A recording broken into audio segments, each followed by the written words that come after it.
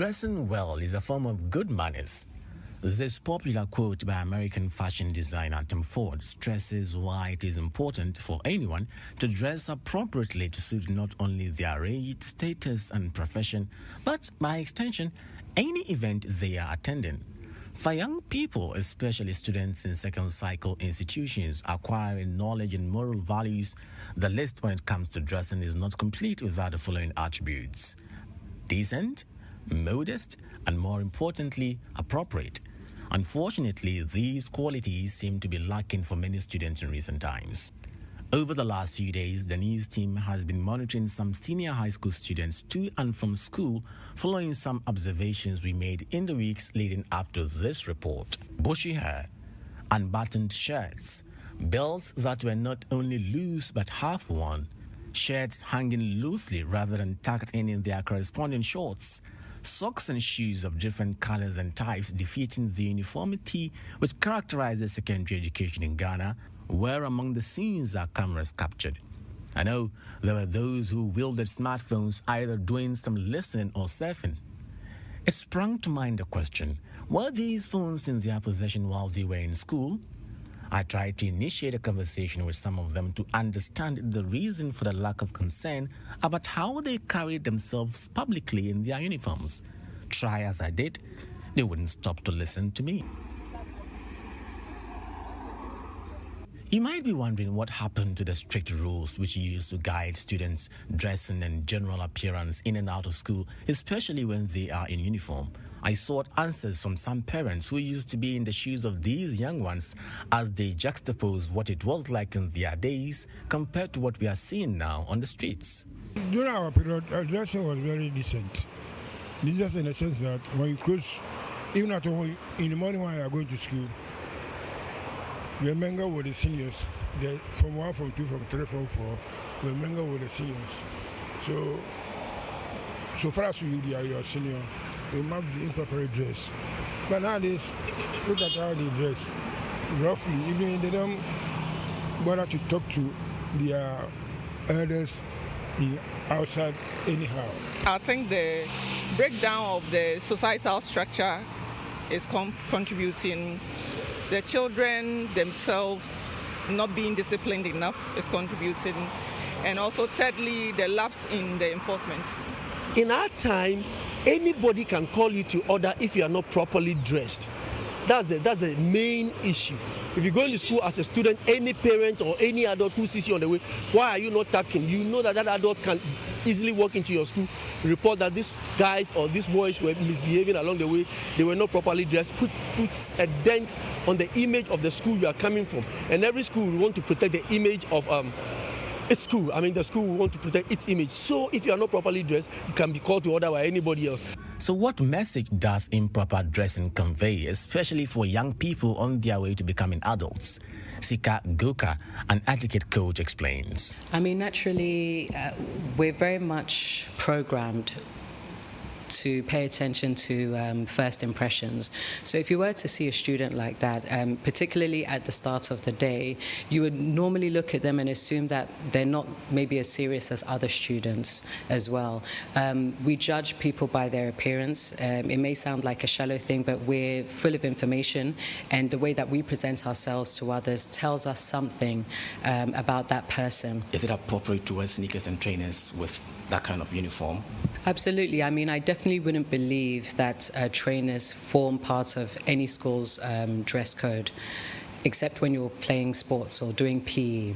So I would really like to look at whatever that particular school's policy is on footwear, because traditionally it should be black and they should be full shoes, not exposing the toes, and at least, you know, black, sort of navy and brown. Those are the sort of colors that you expect to see as footwear. But how long has this trend existed? Are school authorities aware of this development? Father Stephen Osusechre is the national president of the Conference of Heads of Assisted Secondary Schools, CHAS, and the headmaster of Opokowari School in the Eastern region.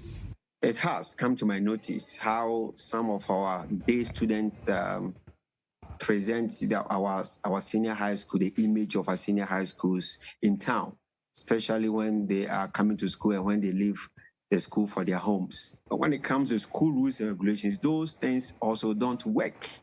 All right, everybody must be in this kind of footwear. Everyone must be in this kind of dressing, and we expect all to dress that way. Whatever you see our students doing outside there when they close from school is just a reflection of what is happening in society.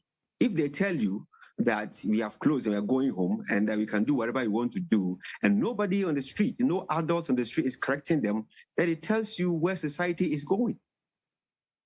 Nowadays you can't even meet a student and ask him to tuck in or dress well, because you don't have the right to ask them to do that. It's up to us. But as for us in the school, we teach them what to do.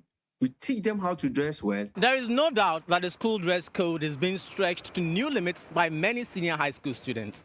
As educators, parents, and school administrators are grappling with how to get a grip on this worrying trend, the question that lingers is, are the disciplinary standards in our pre-tertiary schools falling?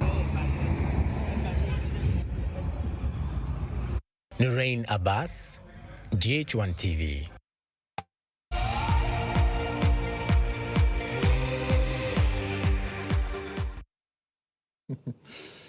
And that's a feature by Interesting things are happening. Interesting things are happening. That's a feature by Nurain Abbas. Nurain Abbas is here in the studio together with Ibrahim Al Hassan. Nurain, let me first of all ask you, why did you decide to put this feature together? Well, Lantam, every day when I close from work, around 2 to 3 p.m., that is when the students have closed from school. So I'm in a vehicle going home, and I see students on the streets, and their style of dressing leaves much to be desired. And I ask myself, how can this be possible? Because when I was a student, it doesn't matter whether you're on campus or off campus. You are told that until you get to the house and you take off your uniform, you are representing the school. But here is the case. You see students, they are not tucked in. Their belts are as good as not worn. Different colors of shoes and socks. And we know that secondary school in Ghana is uniformity. Mm-hmm. So I asked myself, what is happening? So one day, I decided to speak to a bunch of boys to ask them why they were not tucking in. And the hostility shocked me.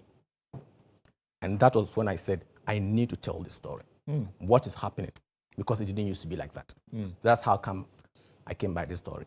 And in doing the story, what was your thought process? You know, the people you spoke to and getting the different perspectives to put this together to try and understand what is happening, whether the standards are falling, because you allude to the fact that perhaps during your time or in times past, discipline was better than it is today. Give us some insights into behind the scenes, you know, the conversations you were having that probably didn't even make it, you know, in the final cut and all of that. Give us those insights. So, first of all, I contacted the student to try to find out what was the reason behind that manner of dressing on the street. And like I said, the hostility was what moved me to do the story. So I had to go to some school authorities. And hold on a bit. You talk about hostility. What was their behavior when you asked them, like, why haven't you tucked in? You know, or why are you dressed like this, improper dressing? Exactly. So I approached them like, hey, boys, I want to talk to you. And then they looked at me because obviously, why would I want to talk to them? And so I said, why are you not tucking in? And then they gave me that kind of, you know, why would you ask us that question? And so as I was talking to them, one of them took the lead. And then, come, I want to ask you a question. Why are you not tucking in? And then the one who took the lead told them, Charlie, let's go. That kind of disrespect. And they followed. And then they followed. So there was disrespect in there. Disrespect. That was what moved me to tell the story. So I had to engage some stakeholders. I spoke to some headmasters who didn't want to tell me on camera because they say, because of the system in place now, their hands are tied. The measures that they know can discipline the students have been taken away from them.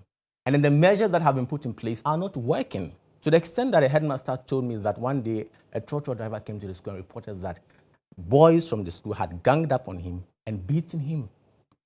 That is how severe the situation is. A trotro driver from a school? A trotro driver, a regular trotro driver. A trotro driver I think went they had to closed a school.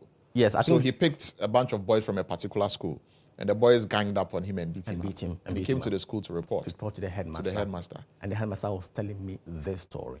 So I engaged a number of authorities. I even spoke to, as you saw in the story, the church president to ask them, are they aware of this development? And he told me point blank that they are aware of it. But he also blamed society. Because according to him, when he was a student, any adult can tell you that, okay, why aren't you dressed properly? Any adult can actually hold your hand and take you to the school and then report you to the school authorities. But that is not the case anymore. Because the student would treat you in a way you wouldn't like. Like me. I was trying to approach them, to talk to them, why aren't you tucking in? And then the response shocked me. So why would a parent like to approach these students only for them to be embarrassed by them? So it's a worrying situation, Lantam. Ivy, I mean, you've seen this feature that Nurain did. I mean, you've heard some of the things that have been said by the people that he spoke to with regard to a seeming breakdown of discipline. So the issue of improper dressing. Are we looking at it as a subset of a larger general indiscipline issue with regard to our second cycle institutions nowadays? Yes, I think there's a general breakdown of discipline in society, honestly. The moral decadence that we talk about is manifested in different folds. So this is just a symptom, and if I dare say, this is the visible symptom of the indiscipline that we have in our schools. What haven't we reported on from our second cycle schools? Students touching properties of the school, burning vehicles belonging to the headmaster, puncturing ties. There was one story we told from Lungwa where a teacher disciplined a student. The student went home, came back with a Benz bus load of tags to come and beat the teacher up. And I'm sure viewers will remember this story vividly. Lungwa here. They came to the school and beat up the teacher because the teacher had disciplined a student who is related to them. And there are many stories in that regard. I share all the concerns of the teachers and the headmasters. Lantam, when we were in school, and I have first-hand experience because I was a school prefect when I was in senior high school. And this is how... You want to mention the name of the senior high school? Oh, yes, I went to Joaso Senior High School. Yes, that was where I was a school prefect. And that's on your way to Kumasi. Now, how we even selected leaders, student leaders, was exceptional. You have to be disciplined, well-dressed. And when we talk about well-dressed, it's not just about tucking in.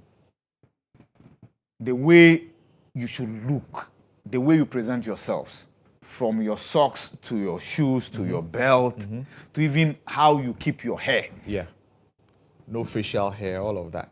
Now, oh gosh, anything goes. Anything goes. Anything goes. And that's because they look to the adults. The adults are no better. And sad to say, that's the reality. See, unfortunately, these kids are supposed to be disciplined by their parents, right? The parents, we are no better. Because it should start from the home. That's the thing. We are no better. And the worst of it is our policy in education relative to discipline and enforcing discipline. They say no corporal punishment anymore. For my life, I've never understood that. No corporal punishment anymore. There is no caning. No caning. So when I posted the flyer of the premiere of this feature by Nurain on my status, there's a friend of mine who is a teacher in one of the secondary schools. Okay, it's now senior high schools. One of the senior high schools. And this was his response to to what was on my status. He said, I mean, they say no caning, so they watch them. That's what he said. And it sums up our problem with our educational system. But is a lack of corporal punishment really the problem? Lantam, you suffered from corporal punishment. I did. To answer the question as to whether it played a part in how I turned up, yes, it did. It did. Yes, corporal punishment was being abused. there were SSs. Of course, it led to somebody running from a story building and jumping and dying at this school and what have you. We heard stories of people losing one eye because of caning. Those were SSs. And they ought to have been dealt with as such SSs. But to come and say that no corporal punishment and announce it is you empowering indiscipline. Let me tell you the toolkits available to teachers and school authorities. They say they should weed, they should kneel down. They should weed, they should kneel down, they should sweep, they should scrap. Scrap, you can suspend them. And if it prolongs or it persists, you then dismiss them. Let them come and write, I will never do this again 100 times. Ghana, black child. And you think this is the way we reform them. No. And so my kids go attend private school. And that's one thing I've never taken away from the school. Their ability to discipline the children if need be, cane them if need be. See, somebody talked about society, and that's the CHAS. The CHAS president. Yes. Talking about society failing the children. These kids that Noreen spoke to, there's one side of the story Noreen didn't share. I'm sharing with you. He was nearly lynched by a group of hoodlums who are students of Odogono Senior High School. Really? Because he saw them, and as part of the process to put together this feature, he saw they exhibiting exactly what story he wants to tell. So he took out his phone. And started videoing. Exactly. And in fact, they had actually gone overboard. They were engaged in criminality. They had banged on a trotro driver's vehicle, trying to cause damage to the driver's vehicle. That is children engaging in criminal activity. And everybody is allowed to video that because that's a criminal activity. And they wanted to attack him. They attacked him. Noreen, what happened? Let's hear what happened. So, as he said, I was on my way home, and then I got to the entrance for Dogono Senior High School, and I saw a bunch of them improperly dressed. And I thought, okay, this is good footage for my story. So I came out of the vehicle, and I stood by them. And then a trotro came to stand in front of them. And then the boys, a bunch of them, about 10 to 15 of them, were going to La Paz. So they thought the trotro was going to La Paz. And when they got to the driver, they said, no, he wasn't going to La Paz. Then one of them banged the trotro. And then the driver came out to the car. Why would you bang my car like that? Then they all started ganging up on the trotro driver. Yeah. And then I was standing by them, and then I was recording the video. But before that, I was already recording the ambience. Yeah. So I wasn't recording them actually attacking the driver. I was recording the ambience, but it happened to happen at that time. Yeah. So I just wanted to put it. These boys just came at me. One of them came behind me and slapped me on the head. Yeah. Why are you recording us? And then the rest just left the trotro driver and came at me. They were nudging me, heckling at me, and more students were coming. Delete it. I'm telling you this. Delete the video. And then they took my phone from my hand. They snatched it. You have to delete it. You have to delete it. You were alone? I was alone. Yeah. So eventually, it was the trotro driver's mate that came to my rescue. And because I was so embarrassed, I just wanted to leave the premises because people were just looking at me. I went there to do a story. I could have become the story. The story. Yes. Well, it looks like there's another angle of the story that we have not told. You actually became the story. I nearly became the story, actually. So upon hindsight, I should have gone to the story at that instance. But I didn't. When I came the next day, I consulted the likes of IB, who advised that I go to the school and report the issue to the headmaster. Did you? Yeah. I went to the school the next day and reported the issue to the headmaster. That was when he revealed to me that wasn't the first time. They had actually ganged up previously on a trotro driver, beating him to pulp, to the extent that the trotro driver came to the school to report to them. So he apologized, and he was telling me their hands are tied. Yeah. There's nothing they can do. No corporal punishment. No corporal punishment. And this issue about corporal punishment that I've been saying, we all went through it. We know that, yes, there were excesses. When I was in university, because I studied education, so I can teach them actually, and they are doing this to their teacher. Can you imagine? Exactly.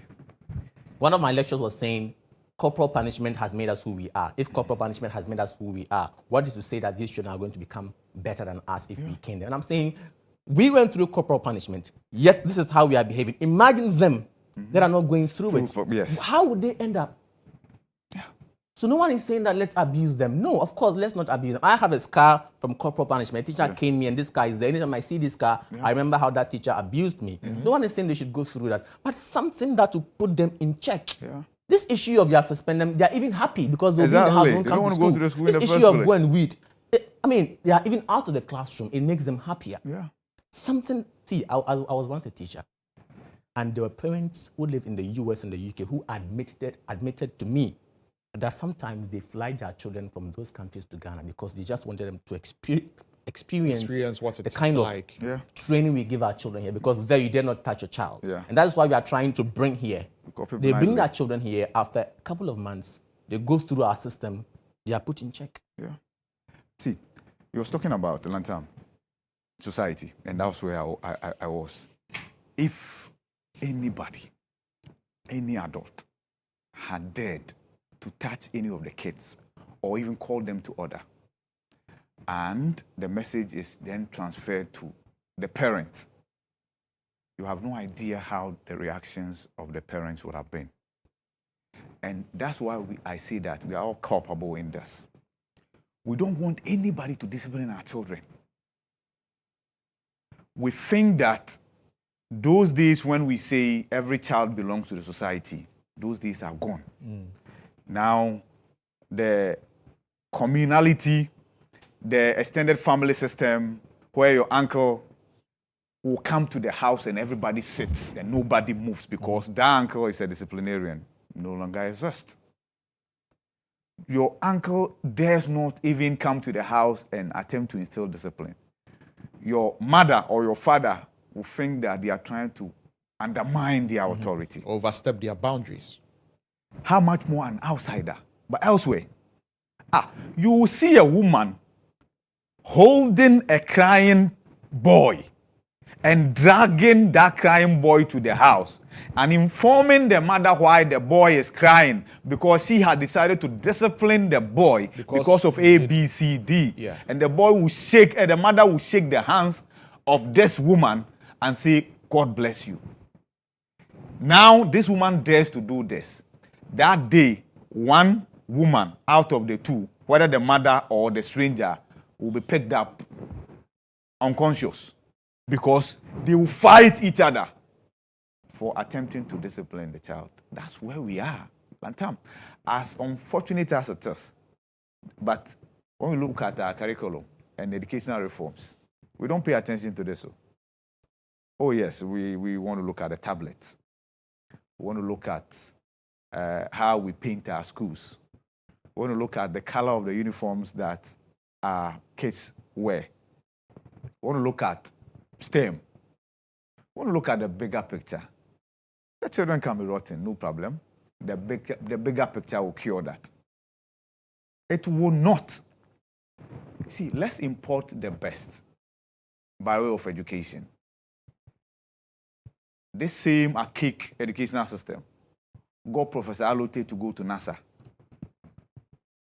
And he's there, breaking boundaries and doing things that the people who went through the other educational system are watching in shock. The point we are making is that, of course, by all means, let's bring in the best. Let's import the best. But telling teachers to fold their arms and watch our children misbehave is not the best way of educational system. So all of this seems to me as though there is a general societal indiscipline problem. Yes. Right? And that societal indiscipline problem has trickled down to the schools. So my thinking is that if we have a larger society that is disciplined, then some of these things will not happen.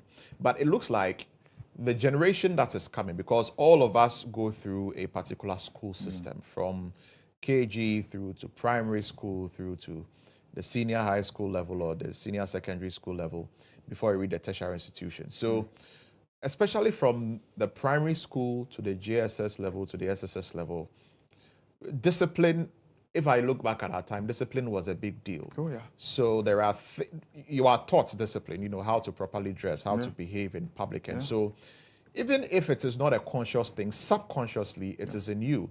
And so when you are molded through that system and you eventually come out as an adult, subconsciously, some of these discipline rules and discipline orientation has been imbibed in you, right? And then you come out into the larger society. And so generally, you see that people who have gone through all of these systems generally are disciplined. Yeah. So one would say that if we are going to have a larger disciplined society, then it has to start from the school system. True. Right? And because now there is even free SHS, a lot more people are getting the opportunity to go to senior secondary schools. And so if there's a breakdown of discipline in our schools, then it would seem as though it will degenerate, and then the larger society will be by and large in discipline. So what is the best approach moving forward for us to deal with the larger societal indiscipline and also the indiscipline in our schools? You've talked about corporal punishment being missing, but Noreen, from what you've gathered and from some of the conversations that you've been having before you put this feature together, what will it take for there to be that attitude now change? I think we need to, I think that is the solution to this problem. We have to talk to these children and make them understand that we've once been children before. They have never been adults, but we have been in their shoes before. And we know that sometimes being a teenager comes with a whole lot of, aggressiveness. But we need to speak to them to understand that there are certain things you can't do. And it starts from the school system, as you said. And in this case, government will have to give back teachers that power, that authority that they have taken away from them, for them to be able to instill discipline in these children. Because look, it's only going to get worse generation after generation. And society as well should come in, despite the fact that these children might heckle at you, embarrass you in society, that why are you talking at me? You have no right to tell me to tuck in. If we come at them in our numbers, for instance, if a parent is talking to a child asking him, why aren't you dressed properly? And the child is not paying attention to the parent, and another parent comes in and tells him that, why aren't you listening to what the adult is telling you? Then they'll begin to understand, okay, these people are actually really trying to get us to do the right thing. So this is a step in the right direction. Society, school authorities all need to come in and ensure that this issue is kept immediately, because Lantam, if we don't, we'll come back here in the future and lament more than we are doing now. Lantam, some times ago, if you needed discipline, just take your children to the mission schools, the Roman Catholic schools, the Methodist schools, the Methodist schools, the Anglican schools, and that is it. In fact, if you were talking about indiscipline in schools, then you leave that to the local authority schools. So the Sasi Bontefu local authority school, LA, we call them LA. This, of course, being run by government. Then government came in and absorbed the mission schools. So it became a collaboration. So whatever policy government rolls out in the educational sector, it affects the mission schools as well. Nonetheless, the mission schools do their part in instilling biblical discipline in the kids. And that is every Wednesday you go for worship. If you are in boarding school, you go for morning devotion. And then that is it. But let's come back to even the church. Let's go to the mosque. How much of discipline do we find in the mosque? How much discipline do we find in the church? Where we go before God. And then we can understand why the morning devotions and then the worships on Wednesdays will not be enough to instill discipline in our children. It's a mindset. And that's why we talk about integrity. You talk about how the future will look like. The future is what you are watching right now. This, what we are watching, mirrors what we are going to have tomorrow. Because these are our future leaders. I don't understand why nowadays they just don't want to tack it. Like, why? It's a general problem. I went to 10 schools. Yeah. And I went to 10 nowadays you see school kids in school and they don't want to tack. Like, why? It's general. I didn't want to be like, because you know that when you are in school, tucking in is a standard. Like, it's a standard. You wear your school uniform, you tuck in nicely. Yeah. And you move. See. But now it's a rare sight. And even the footwear. It amazes me. Yeah. Open toes, no socks.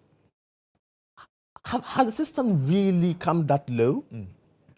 I think the answer is a simple one. See, the Gen Zs, and that's children of today, right? What they hate is to be told what to do. And the whole conversation we are having boils down to that fact that they don't want to succumb to authority. So I need to tuck in, and that's what the normal thing is. No, I don't want to be normal. I need to wear socks, and they will expect me to wear socks. It means that somebody has told me to wear socks. No, I won't do it. I would rebel it. What will you do? That's the thing. So the default thing is to rebel. And that's how come we talk about peer pressure. So a few people will rebel and they will think that that's in vogue, right?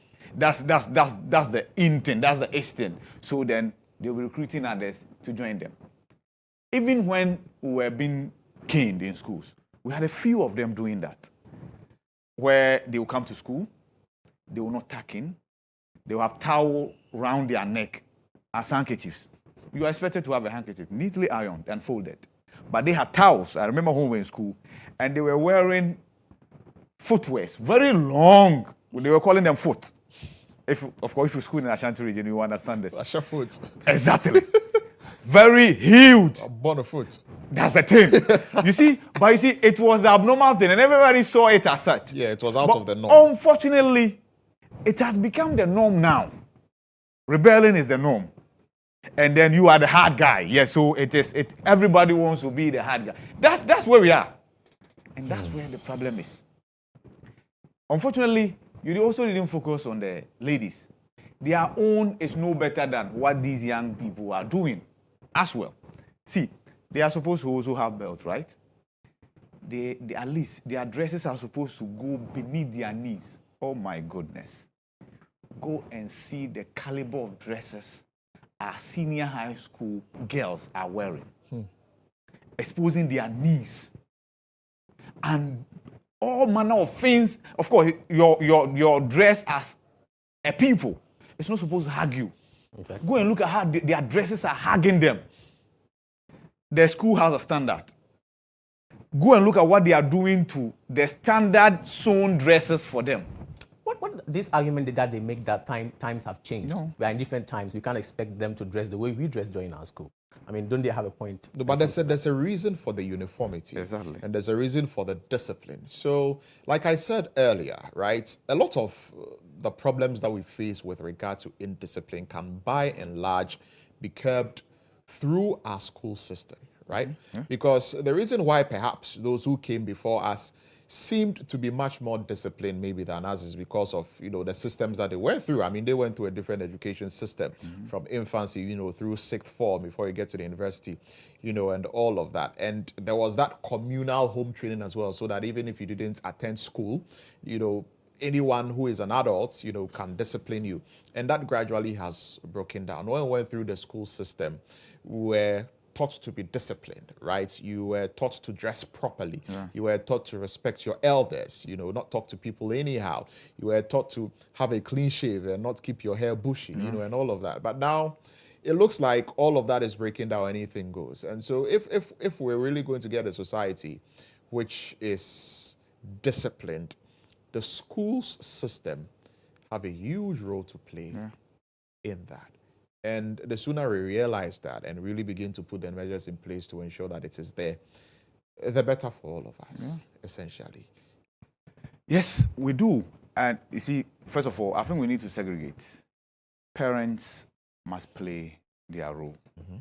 The church must play its role. The church must the play its role. The mosques must play their role. The mosque must play their role. And the school system must play its role. Exactly. And in Accra, it's usually the day students. Of course, many of the students spoken to or captured by rain are the day students. They feel they only have to tuck in when they are in the school. And look at the uniforms they were wearing. Some of them are even too short. Mm-hmm. Look at the shirts. Too short to even tuck in. And you wonder what measurements were taken before these uniforms were sewn for them. If you put that aside, teachers must be empowered to instill discipline. Otherwise, 10, 20 years down the line, we will be here crying for how we sat down and through policy got our children to be wayward. Now, 12-year-olds are using mobile phones. 8-year-olds are using mobile phones. And you wonder what the parents think will happen. Yes, I get the bit about they need to be technological savvy, right? So then there is a need for them to have access to these gadgets. But not a mobile phone that has the capabilities of receiving calls, making calls, downloading and installing WhatsApp, and what have you. I always ask this question that when you give their phone to the, especially the girl child, that gives them access to all the things that we could do on a mobile phone. Obviously, they want people to call them. At that age, your peers are not independent enough to be able to, first of all, own a phone, put credit on the phone to call you. So the people who will have the financial capability to call you will be those above your age, right? And as a parent, how are you going to be able to monitor exactly what your children do on your phone? Yes, there are apps that you can install. But what the apps will do is to limit the access to certain sites. But you have no idea the knowledge that the children of today are exposed to be able to circumvent the processes that you think you have installed. So, parent, ask yourself what your girl child is doing with the phone. Ask yourself access to the things and what those things can lure them into. And follow through to the school. In the past, when the children go to school, they are not left to just the school authorities. Mm-hmm. It's a collaboration. Your parents will follow up and go to the school and tell on you what you might have done in the house that your parent feels needs correction in the school. They will discipline you in the school. And the school will discipline you. That was the collaboration we had. Not anymore. I remember Portia, of course, I won't mention her surname. We were in basic school 5, primary 5, and Portia was still wetting her bed. It took a singular act from Portia's grandmother for Portia to stop that practice. You know what she did? Whatever bed that Portia was wetting, sleeping on and wetting, she folded it, held Portia's hand from the house and came to the school, and then reported to the headmaster of the school that this is what Portia has been doing. She's done everything that was humanly possible to get Portia to stop bedwetting, including seeking medical help. Portia did not stop. After that encounter, Portia's bed became dry forever. And Portia is a mother today. That was the collaboration, the level of collaboration between the school and the home. Now, the human rights people will say, hey, you've disgraced Portia. Portia's mental health is important. Why did you do that, grandmother? Yeah. That's exactly the argument that we advanced that was done today. Yeah. That is true. But Portia's grandmother got a solution. And Portia is a respected member of society today. So the point we're making is that let's not copy blindly. Let's go back to the things that worked for us, especially in our schools, and disciplining our children. Because if you get it wrong, Lantam, the worst thing any family can endure is that black sheep in the family who always brings disgrace to the family. So you hear people shout outside and you have your heart in your mouth because you know it's likely going to be your child. That might have done something. It starts from how you bring these children up. If you don't get it right, in future, it's that child that will become the disgrace for the family, disgrace for the society. And will be bringing problems to not just the society, but the system as well. And the next generation. Yeah. So let's get it right. Let's get it right. Yes, let's get it right. And the leaders of our educational systems, the education ministry, the government of the day, let's not be too quick to abandon what has served served us right. There should be a limit to it. It should be regulated. Yeah. It should be regulated. And I've always had a problem with how we have left what happens in the educational system to just the politicians. So, Lantam, you know that tomorrow a part changes hands. Yeah, they can also. Somebody can decide and say that, okay, you know what? Let's go back to 4 years, and we have nothing to do. We all have to go back to the. But that's an entirely different conversation. But anyway, that's the point. Watching GH Today here on GH1 Television. Thank you for staying tuned. It's time for Agro Daily, and today we want to focus on the cocoa sector. Right? We know that it's a very important sector for our economy. Essentially, Ghana is arguably the largest producer of cocoa in the entire world, largest exporter of cocoa in the entire world. And that gives us an enviable position. So it's always important when we have to talk about the cocoa sector with the people who are in the cocoa sector. And it's such a conversation that we're just about to have here in the studio. You know, there are consumers, who could start to feel the effects of surging cocoa prices as the world faces the worst supply deficit in decades. And with farmers in West Africa struggling against low prices, bad weather, disease, and illegal mining, all of these things are contributing to what we're witnessing now with regard to the seeming decline of the cocoa sector. So analysts are saying that, the happenings in the sector will affect chocolate companies and consumers if nothing is done now, especially in West Africa, particularly Ghana and La Côte d'Ivoire. So what do farmers make of these developments and the current conditions in the cocoa growing areas? I've been joined in the studio by Mr. Francis Taino, who is the president of the Mankrong Cocoa Farmers Cooperatives Society, based in the eastern region of Ghana. We'll have this conversation with him. His colleague is also supposed to join us when he gets here. He'll definitely bring his input to bear on the conversation we're having as well. But Mr. Taino, good morning. Good morning, sir. Welcome. Thank you. Thank you for joining us here in the studio. Your pleasure. Yes. I assume that you have a cocoa farm. Very well. How's your cocoa farm doing? Yeah, it's doing very well. Personally, my farm is doing well. Okay.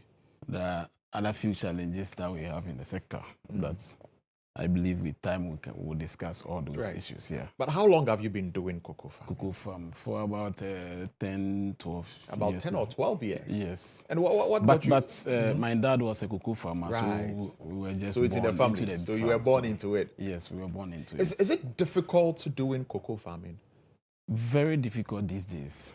You see, it used not to be difficult, but it's difficult these days. Yes, very difficult. You said you've qualified it with these days. Yes, these days, because one, you see, previously cocoa is a forest plant. Yes. So we used to cultivate it at the forest areas. Now you can just attest to see what is happening. We can no longer go to forest area to farm cocoa. So you need to farm it on the normal land, which has lost its nutrients. And the weather too has been very hot, and cocoa doesn't like that hot weather. Yeah. So if you want to plant, you need to go through certain other things, planting plantains and other crops, shade crops to cover it so that it will be able to protect the heat for not affecting the cocoa. So currently, doing cocoa in Ghana is very, very expensive and difficult. Because you can plant and plant and plant, and before your crop survive to have 1 acre, this can take you more than 3-4 years. Because you have to do replanting for several times. Because you plant this year, if you are not careful, you can lose about 50%. Wow. Yes. So the the following year you need to replant, continue to replant till you have it set. So these days it's difficult. Not easy. What are the real issues, the real factors contributing to that? Because this used not to be the situation. Yes. You see, but now it's beginning to become. You see, initially, as I said earlier, the forest land is rich. When you plant cocoa there, and the weather too, it's not that hot like. You've already explained that. What we used to. What is? So one, the climate change is also affecting. The climate change. The climate change is affecting. Seriously, it's affecting. And the land too has lost its nutrients. And since you cannot leave that land to follow, to move to maybe a more forest area to clear because of now the EUDR, the new rule that has been passed from European Parliament. So from 2020 coming, you can no longer go to those areas and farm. So you need to farm on existing lands that have lost its nutrients. So you need to buy more of fertilizer and other chemicals to be able, inputs to be able to maintain that farm. But previously, the land is rich. So when you plant, a little maintenance can make you have the farm easy. But now it is not so. Now it's not so because... So is cocoa farming no longer profitable? I can't really say it's not profitable, but there's a lot of challenges along the chain because previously the price was not that well. It was recently that looking at the world market price, the price has rises, that we're expecting that the same thing should happen in our country, although the price have been a little bit adjusted, but it's not up to what is on the world market, which farmers are not that okay. Farmers are not that okay with it. Yes, we are. How much is the cocoa bought from you now? Currently, it's 2,070 Ghana cedis per bag. 2,070 Ghana cedis yes, per bag. 2,070. But that is not a realistic price for you. Yes, because if you look at the current market price, you see it rises to 10,000 plus. It has 10,000 plus. Yes, but you are dollars getting per ton, and it falls to 8,000. Currently, it's $8,424 per ton. So when even you convert it to see the equivalent, even if you use 13% as a rate, and a ton is 16 bags. So when you divide, you can see that the price of one bag of cocoa is around 7,000. So if you are selling at a price of around 7,000 on the world market, and a farmer is taking 2,000, you see, it's not something worth motivating. I mean, but it was lower than that, right? Yes, and the government recently took some steps to increase the prices of cocoa beans. Anytime you see, recently, while the price went up on the world market, our city was doing well, but recently it has been falling. So you have to know that the consumer power, purchasing power is being affected. So definitely, and almost the inputs that we use in the cocoa industry, most of them are being imported. So once it's being imported, it's being affected by dollar exchange rates. And the price of those inputs goes up. Fertilizer, other chemicals that we use to control insecticide, pesticide, and those things on the farm, all those prices have gone up due to the exchange rate and those stuffs. And you see fuel too has gone up. And we use also fuel in during application of these inputs. So automatically the cost of production is also going up. So if prices doesn't go up to meet it, then it means that there will be a gap. And when there is a gap, that is where the challenge comes from. So are you going to push further for a further, increment or increase in the prices of cocoa beans with these developments that you just mentioned? Farmers are. I mean, are you going to seriously push for that? Because the we government will say, they've done well. I mean, they've increased the prices of cocoa, so cocoa farmers should be happy, because of what is happening. Yeah, you see, Ghana cocoa is a premium cocoa, and currently there is a living income differential that is also paid to cocoa board. So when you are bringing out price, at least you should be transparent enough so that we know that what is the percentage, the component of what you are selling on the world market are you giving to farmers? Are you adding the living income differential? Because you're also telling us Ghana cocoa is a premium cocoa. So they pay some premium on our cocoa. So the price of Ghana cocoa is higher than other places because they pay additional money for buying cocoa from Ghana. So the farmers should benefit from all these factors that contribute to the pricing. So when you are bringing a price and there's no any explanation enough to justify that price, and the farmer is not like before that you think farmers are not well educated, they don't understand. Farmers are they don't understand the mathematics around the pricing. No. Currently, those days are gone. Yes, those days are gone, and you can't just come out with a price and say farmers should be happy. No. Just an increment and farmers will applaud. No. You should come with a very transparent one. Let the farmers know that on the world market, this is the price.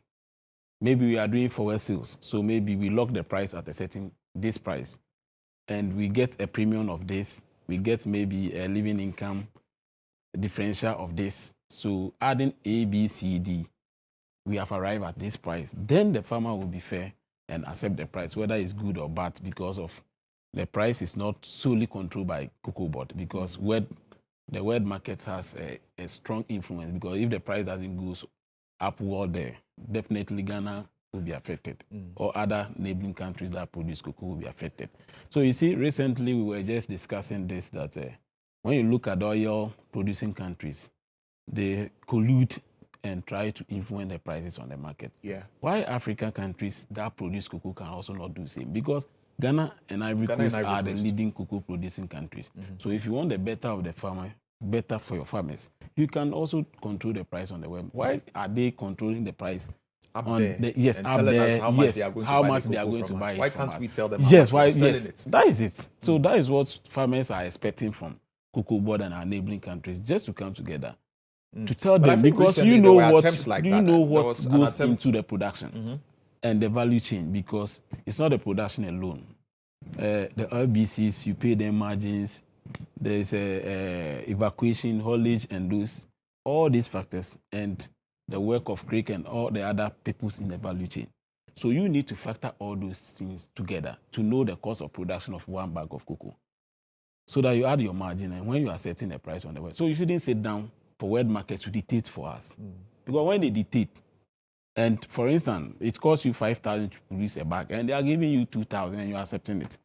Is that correct? Yes. I think recently there was some sort of collaborative effort between Ghana yes, and yes, yes. to And try we are and expecting rectify. so we are expecting them to do more, because we shouldn't sit down for them to be dictating for us all this, because you see, because they buy more and they have been saying demand and supply and those things. But if they are talking about demand and supply, can the two countries control supply? They can control it. Ghana and Cote d'Ivoire. Yes, you can control supply. Because if they are saying that if you supply more, they will give you lower price. Supply less so that they can be able to. And we should also learn how to also consume cocoa products in this West Africa region. It's like we don't necessarily add any proper value to the cocoa. Yes, and you see it's all the about word exporting the raw cocoa beans. And you see the world celebrating World Cocoa Day. Meanwhile, they don't even produce cocoa. And those who produce cocoa don't celebrate it. So if you don't celebrate at least it... we have Chocolate Day on Valentine's Day. But ask yourself, how do you celebrate it in Ghana? Does you have conferences to discuss those matters, like what we have in the European world, that every year they have a date or a week that they used to celebrate cocoa. They go there, discuss matters of cocoa. And we have been participating in all this. So we should, as an African, we should also be thinking of how to control the markets, because we have been there. I think Ghana and Ivory Coast produce around 70% of the world's cocoa. The world cocoa. So we can be able to come together and do something. So you think the potential is there? Yes, the potential is there. I mean, as we're the leading exporters of cocoa, you think the potential is there for us to actually have an upper hand when it comes to controlling the price? Yes, as well. That's we sell the cocoa at. Yeah. And you see, there are other factors. You see, when we are talking in Ghana, unemployment and other things, and people will be saying that let's advise our youth to enter into cocoa business. Look at my age, and when you, at least I believe you have a fair knowledge about cocoa growing communities. Go to those places, and their road is very bad. Some of them don't have education facilities, no health facility, so that when you go on your farm and you have an issue, maybe some nurses or to give you just first aid. Some of these communities are lacking. They don't have social amenities, simple social amenities. And they use that the cocoa growing. I mean, you do your cocoa growing in the eastern region. Yes, right? Eastern region. In the eastern region. Yes, please. Right? Yeah. So when you go to most of my areas, what area is that in the eastern region? When you go to Boise CB currently, their road is bad. So when somebody is sick right now, either you get a motorbike, and the road too is even not good for motorbike. So sometimes you get to a places you need to alight for the motor to move from that place. So the road is just terrible. So if somebody is in coma and a motor have to transport that person to the nearest hospital, and the nearest hospital is soon. So you can imagine what will happen. The person can die along the way. So you think these are disincentives? Yes, for encouraging the young ones to get into agriculture, cocoa farming in particular. It's not encouraging. And you talk about educational facilities. Yes. But I thought there were cocoa scholarships, right? scholarships where cocoa farmers like yourself, your children are supposed to benefit from some of these scholarships to be able to go to school and all of that. You mentioned that your father was a cocoa farmer. Yes. Right? Did you enjoy a cocoa scholarship? I didn't enjoy a cocoa scholarship. I tried, but I didn't get it. You tried? You see, yes, those days you can apply and you don't know where that thing ends. Because when you fill the form and everything, you leave it for your purchasing clerk. Whatever happens on the chain, it's only God that knows. So if you are fortunate, you can get it. If you are not fortunate, you will not get it. But your father was a big cocoa farmer? Yes. We are having cocoa farm in Eastern region are the same as Western North. Prepremancy. I mean, so you qualified as a child of a cocoa farmer for a cocoa scholarship? I qualified for a scholarship. So your parents had to take care of your education? Yes. By themselves? Without a scholarship? Without a scholarship. So what is the situation now with the cocoa scholarship? Currently, we don't even know what is happening now.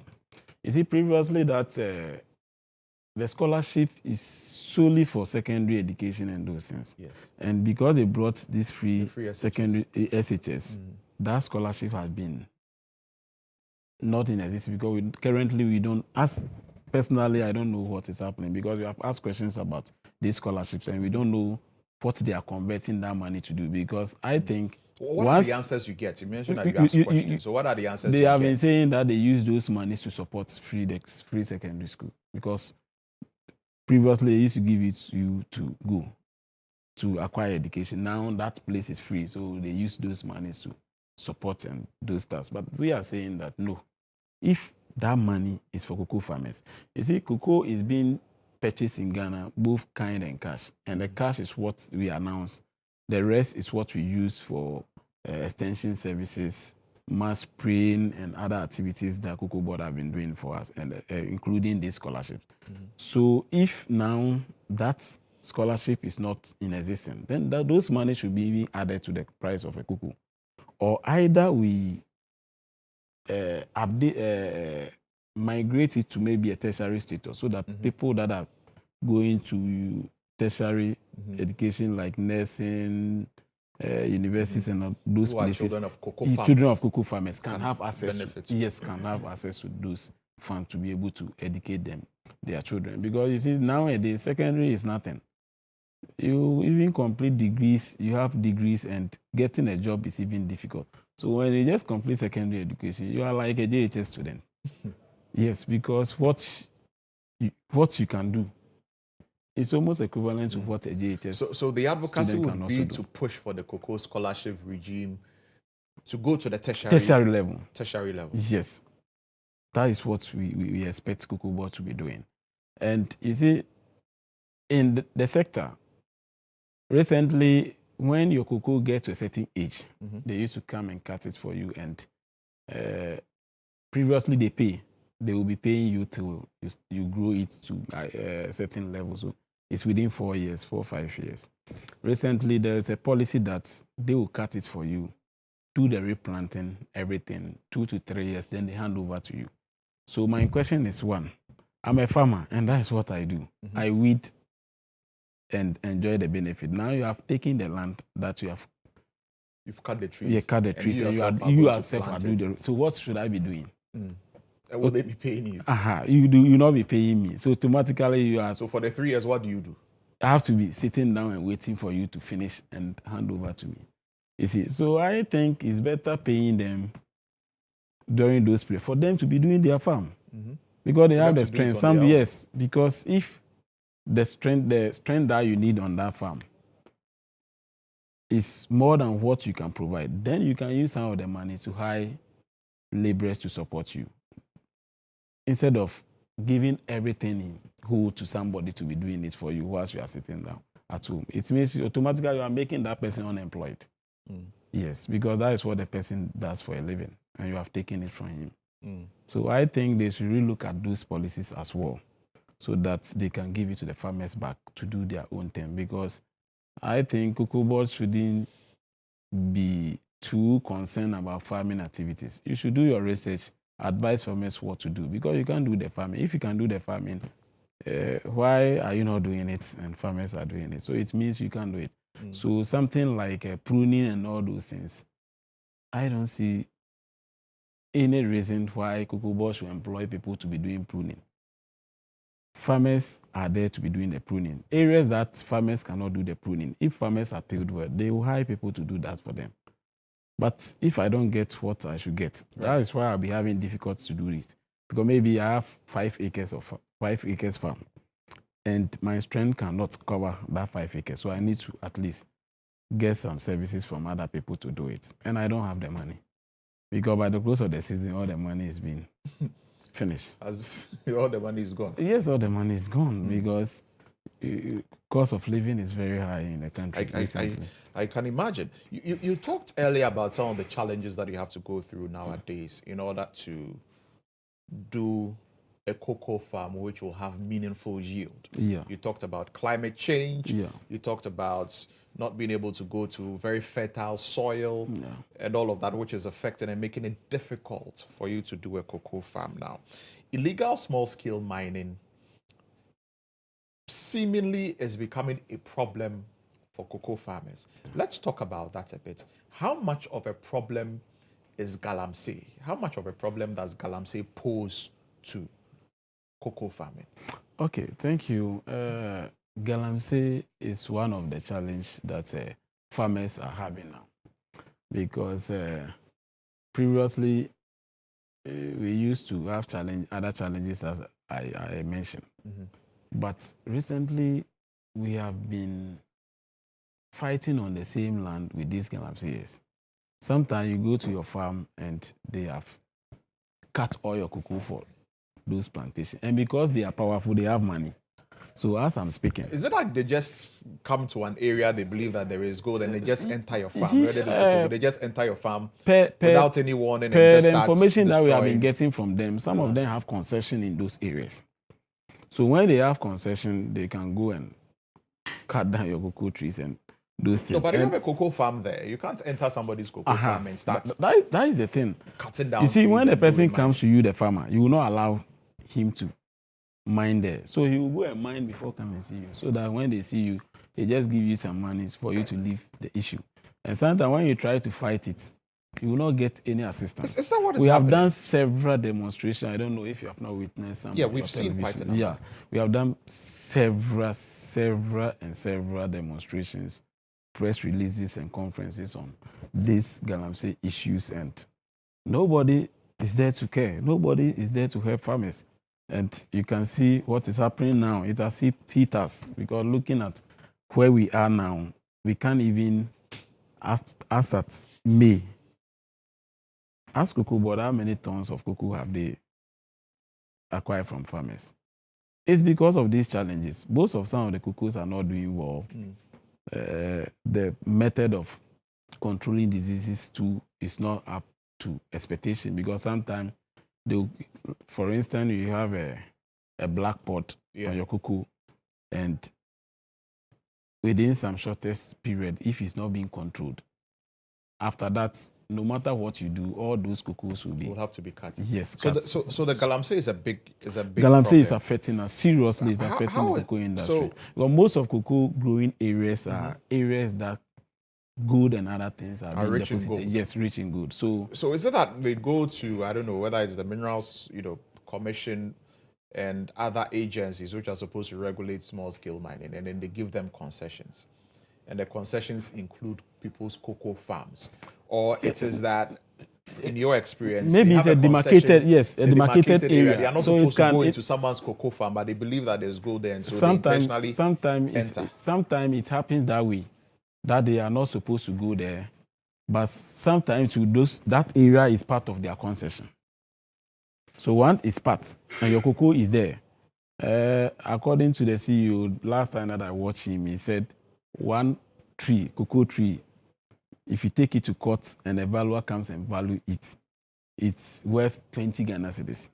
So if your area is being affected and you said you not allow the galamseyers to do, or the miners to mine, then it means they have to take it to court for a valuer to come and value it 20 cedis, so that when they value 20, you not make really anything. This is what you so were told. So they said they are making laws. They are now putting in some regulations to take it to Parliament for approval, so that they will increase it to, I think, 150 or something, so that it will, I think 150 or 1,500, so that it will scare the miners. So that the cost of a cocoa tree will be more expensive, so that it would drive them away. Is it true that cocoa farmers, in your experience, are selling off their lands to these small-scale miners because perhaps they are not getting enough or proper yield from the cocoa that they are farming? So they are selling off their lands to galamseyers, taking the money and then doing something else. These are some of the basic analysis that everybody can do. You see,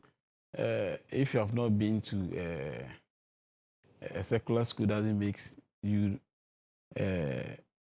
that you can do a basic analysis. Because one, the farmer has maybe 1 acre of land. If that 1 acre of land for maybe 10, 20 years can give me like 5,000, a good can give me 10,000, why should I be keeping my land for cocoa? It means it doesn't worth what I'm using the land for. So currently farmers have been noticing that when you give your land to mining, you make more money than cocoa. So it's better you give your land to cocoa. Although the cooperatives and because of the training and other things that we get, we don't advise farmers to be doing that. Aside that, it doesn't work. Doesn't also makes you better to give your land to galamsey because galamsey is affecting everything. Everything. You can't even get water. And we'll talk about this a little bit more. But let me also introduce the president of the Sehwibekwai Cocoa Farmers Cooperative, right? In the person of Isifu Isaka from the Sehwibekwai Cocoa Farmers Cooperative Union, right? Good morning, welcome. Thank you, sir. Thank you very much for joining us. You're welcome. I've just been having a conversation with your colleague on the various challenges that you face with regards to cocoa farming, and he was talking about the galamsey problem, right? Yes. What is your experience, yes, with regard to this galamsey issue and cocoa farming? Yes, for me, on several platforms, I even don't want to term it as galamsey.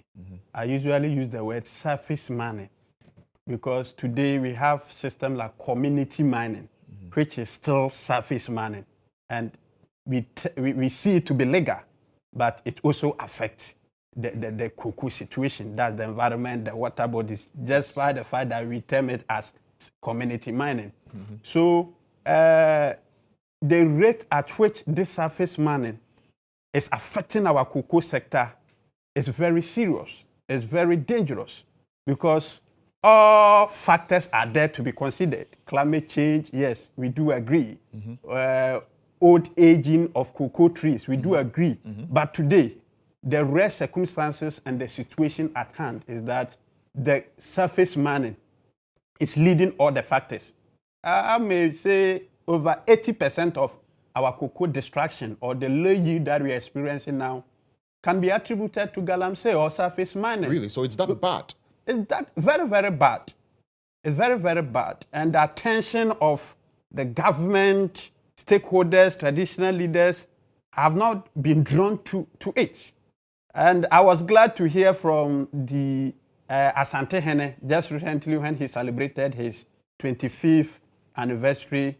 He made it clear that this issue of galamsey or surface mining, we have to look at it. And I think truly, I agree with him. This is the time that all stakeholders, every Ghanaian, if you want to only protect the cocoa as a driver of our economy, then we all have to speak. We all have to fight. We all have to engage ourselves. Within that, for me, I see the trend that by the next 3 years, Ghana might not be one of the best producers when it comes to cocoa. Now because of the surface mine. How has it affected? And of course, your colleague has given us an insight as to some of the challenges you're facing because of galamsey. Farmers giving out their land, people encroaching on your land, and later on coming in to come and try and buy you off, and all of that. I think recently, I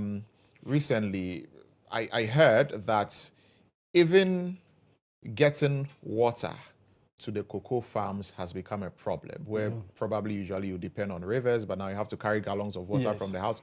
What is happening there in that regard? You have to buy water from the city or town that you are located. carry it or hire a tricycle to carry it at a huge cost.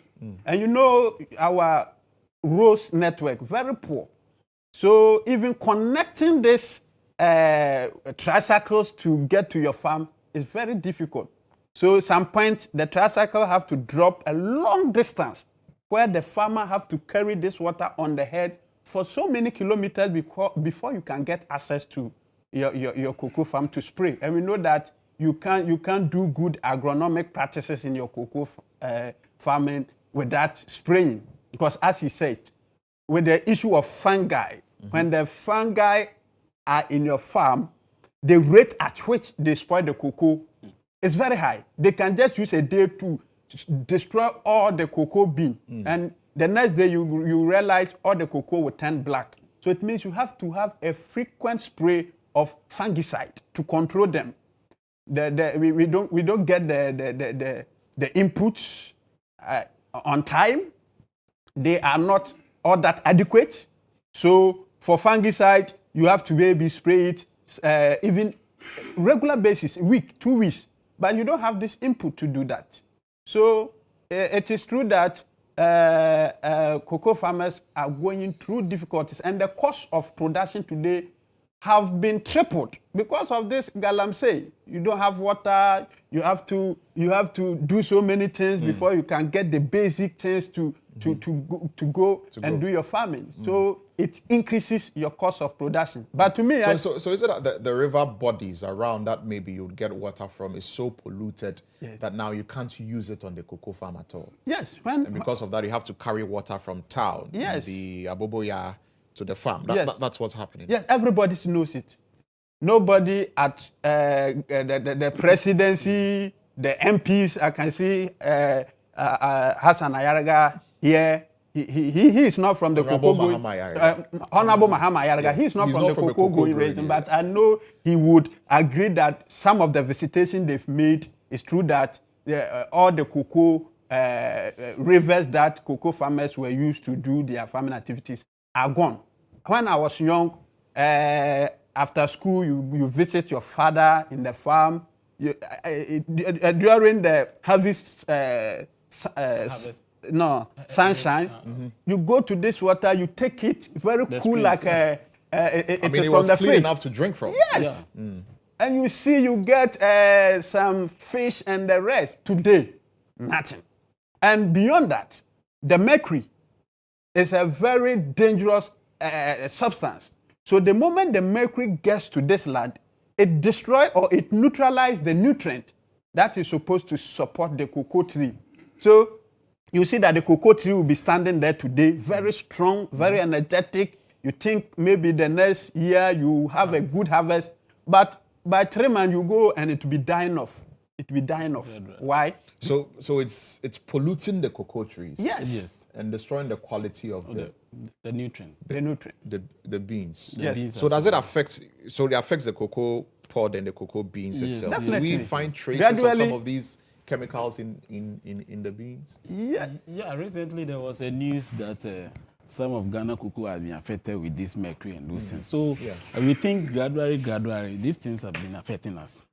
And we need to really look at it. We need to. It's a national concern. It shouldn't be discussed on a political platform. We should all come together, find a way of solving it. Because those that are doing this galamsey, some are foreigners, some are indigenous.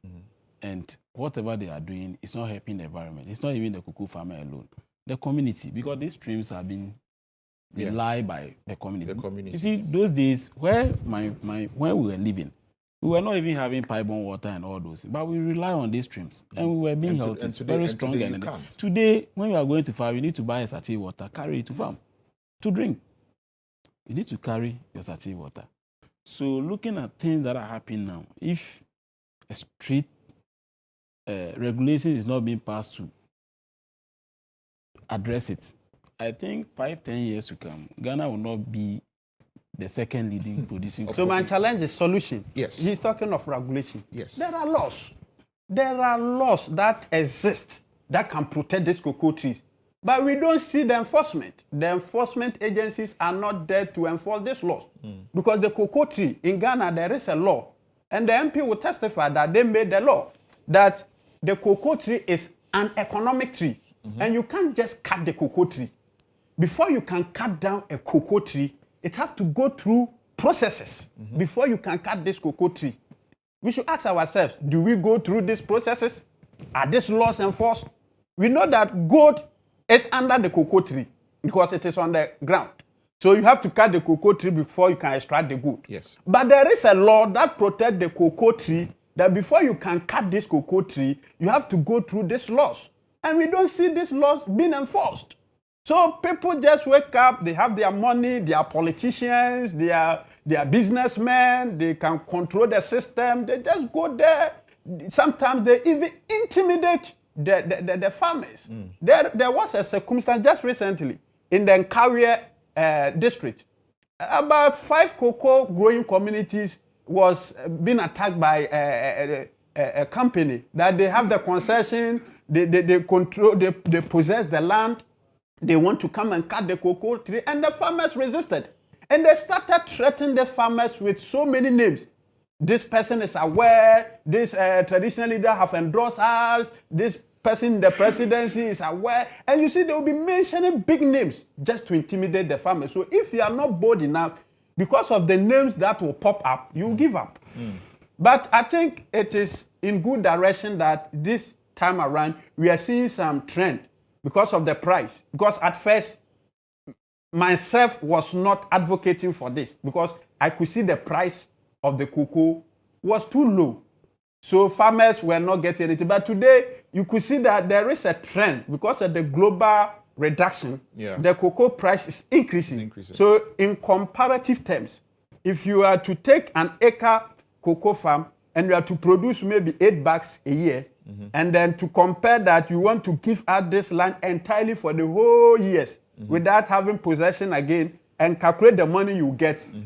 Maintaining the cocoa is essential. It's more profitable. It's more profitable. Right. So this is what we are advocating now, that cocoa farmers should read into the future and see how the trend of cocoa production in terms of price is going. Okay.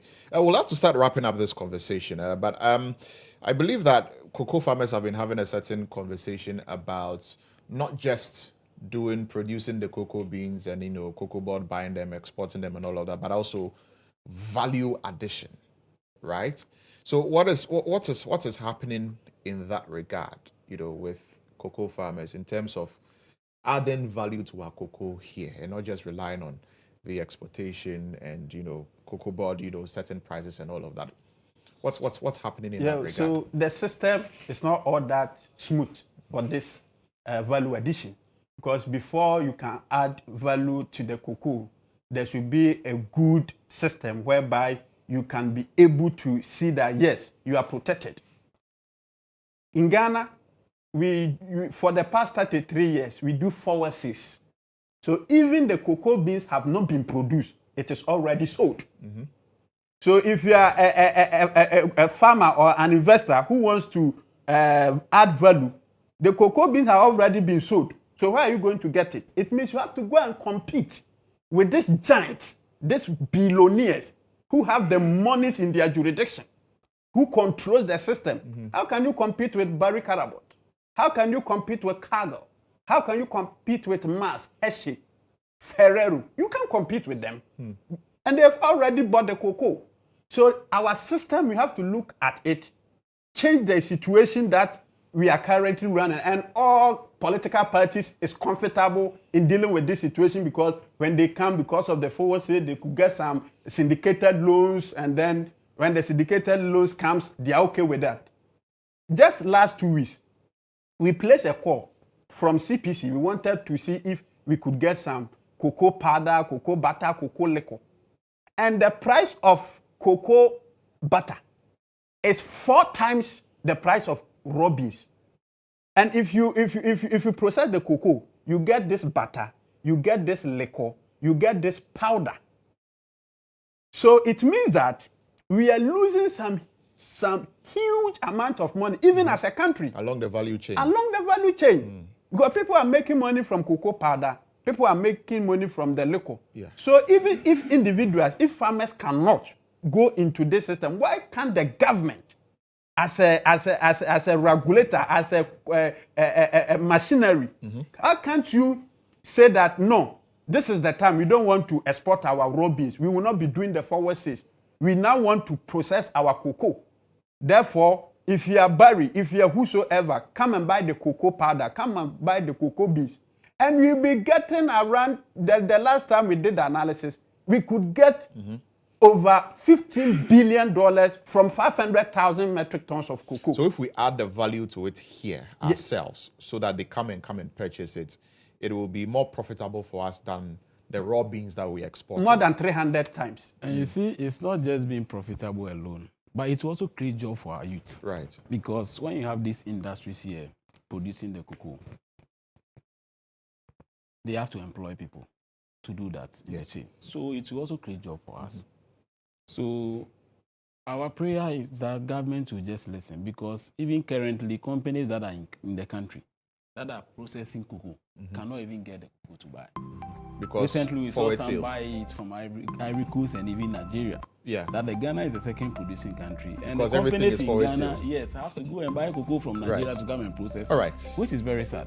So we'll have to wrap this conversation up at this time. I believe that at another time we can, have this conversation again, and expand on it. But what would be your final word? Maybe in the next 1 minute, your final word, Okay. What will you tell, the policymakers and everybody else, out there who matters in this? Yes. What we are telling the policymakers is, one, the price setting committee is not in favor of the farmer, because if you look at the components, there is one person from Kukushi that represents cocoa farmers that we think is not fair enough. If I'm selling my cocoa and you are buying, and we need to come into negotiation, it should be either 50-50 committee members.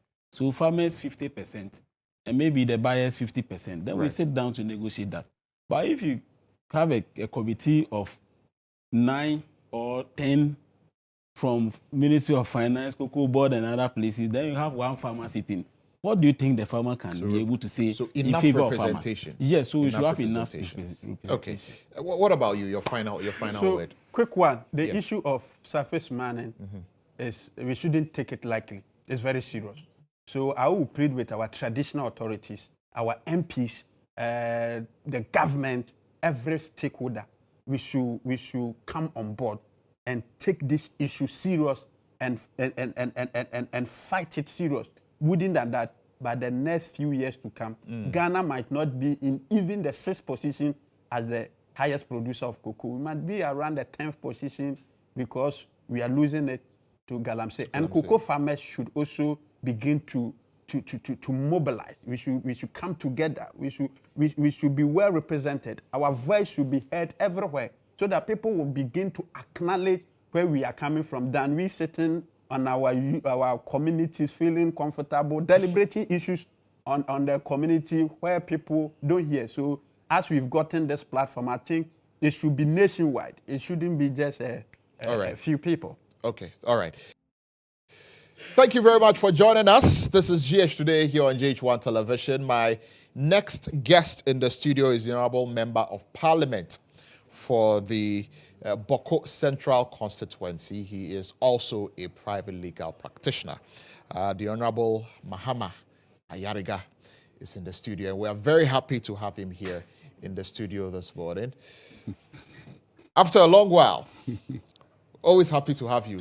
Honorable, good morning. Good morning. Welcome. I have been on sabbatical. Yes, you've been MIA. You've been MIA. Finally, we have you here in the studio, and we're excited about it. What have you been up to? Well, just running around, a few private things here and there, and trying to keep body and soul, maintain constituency, and then just, be okay. Well, we all need to be okay, don't we? Yeah. But it's good that you've joined us in the studio. I'm happy to be back here. Yes, yes. And just yesterday, there was a case in court regarding the purchase of some ambulances, in which your leader, the minority leader, is one of the accused persons in that case. There's also a businessman Richard Jakpa in there. It was emerging in court yesterday that during Richard Jakpa's cross-examination, that he said the Attorney General was trying to get him to testify against your leader, the majority leader, Kesila Atoforsen, in order to, incriminate him and make sure that he is convicted. I've heard, the NDC, the communications officer speak about this, but the Attorney General's department has also issued a statement saying that there's no truth to it. There have been plea bargaining conversations, but there is no deliberate attempt to deliberately persecute the Honorable Atoforsen. You are a legal practitioner. Can you help us understand how some of these things work? Well, I heard the story yesterday in the afternoon, and then in the evening, it was carried by almost all the news networks. Yes. And it's been extensively discussed. Yes. Well, all sort of things go into prosecutions, and Ato is a personal friend and a leader. I know Mr. Jakpa also from many years ago when I was working in the office of the president at the Castle. So I know both of them. We've all been following closely the whole prosecution in relation to the purchase of the ambulances. Yes. What came out yesterday was quite shocking because from what I hear, he threatened to disclose facts relating to allegations that the Attorney General somehow has been trying to coerce him, get him, cajole him, convince him to implicate Honorable Atoforsen in a way that would make it easy for them to convict Honorable Atoforsen and imprison him. And I hear his threats caused the judge to break proceedings and then take a short adjournment and go into her office and invite both counsel to come in. And then they had some discussions. We haven't heard from the lawyers directly what they discussed in camera when the judge invited them into her chamber. So it's difficult, but this is what he said in open court. We know that. And of course, we've also read what the Attorney General has put out there. Yeah, they put out a statement. Yeah.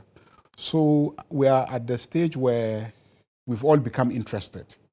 And because we have all become interested, we want to know exactly what the facts are, because Jakpa says that he has evidence and he will put it out there, if the Attorney General doesn't take his time or something of that sort. So we are interested if indeed it is the case that the Attorney General has been trying very hard to get him to give evidence that will implicate Atoforsen, then that can be a serious matter. Serious in the sense that Attorney General, as leader of the bar, is expected to maintain a certain level of ethics in his practice as the leader of the bar. And so for him to be said to have tried to cajole a witness to try and implicate another person, no mean a person than a political opponent of the stature of Atoforsen, can be a very serious matter. Well, something that the AG has denied. Well, yes. So the AG's denial, we have to take that on board. I expect naturally a denial. But then we all have to hold Jakpa to the standard of proving that indeed this did happen. And especially the fact that he said it in open court. Yes. He said it in open court. While he was being cross-examined. While he was being cross-examined. Yes. So I know the judge very well by way of having also appeared before her as an accused person. And I know that she's a very firm judge. I must say that I had a similar experience in her court. Yeah, I had a similar. People don't People don't know how. Justice Ifiasewa. Yeah, Ifiasewa. People don't know how the Office of Special Prosecutors' prosecution of my case was lost by the office. It was a similar circumstance in which, evidence that proved my innocence was being kept away. And then in the process, we discovered when we raised it in court, she demanded that the evidence must be brought in court. And when the evidence was brought in court, the various witnesses, everybody said, look, Honorable Ayariga is not guilty of anything. He's not part of all this. So I know Justice Ifiasewa, and I believe that she won't let a matter like this, lie. She would dig and get to the bottom of it so that we would know exactly what the situation is. But, it's obvious that the NPP government has been desperate, trying very hard to get convictions here and there by way of, I would say, witch hunting opponents, even though we all see on a daily basis, major, serious corruption scandals that stare all of us in the face, that we expect the same government to be even-handed in dealing with them, and yet nothing happens. Is that what this is, a witch hunt? Oh, it's this obvious. Case involving the minority leader. Is it a witch hunt? Well, I mean, that is what the witness is saying. The witness is saying, look, they've been trying very hard to get me to implicate the first accused, and I just have refused. Do you know if the first accused has been trying to get the Attorney General to drop this case? Because that has also been suggested. Well, I mean, of course, an accused person may do whatever he can to have his case dropped. It's up to the Attorney General to do whatever he can to secure his convictions and enforce the law and etc. So whatever it is that the accused person has been trying to do in relation to the Attorney General, the Attorney General knows what in law to do when an accused person tries to get you to drop a case. Has he been trying to get him to do it improperly, or has he been trying to get him to do it properly? If he's been trying to get him to do it improperly, it suggests the commission of some offenses. And if he has not taken action up to this stage, then it also gives an indication of his character as an Attorney General. So I wouldn't say much about that because I don't know. But what was said in open court is what has made the headlines and the story, which is GHOne's claim that the Attorney General has tried to get him to implicate the first accused persons. So, like I said from the beginning, if it is indeed what has happened, it's a very, very serious matter. I believe that there are people who have lined up and will be willing to run to the General Legal Counsel, disciplinary authority, so that action can be taken against the Attorney General in this matter. I also will urge the judge, because the judge should know that this happened in open court. And because it happened in open court, everybody's interested. Yes. Even though she's invited them into the chamber and they've had discussions, what happened in open court has already happened in open court. It's public record.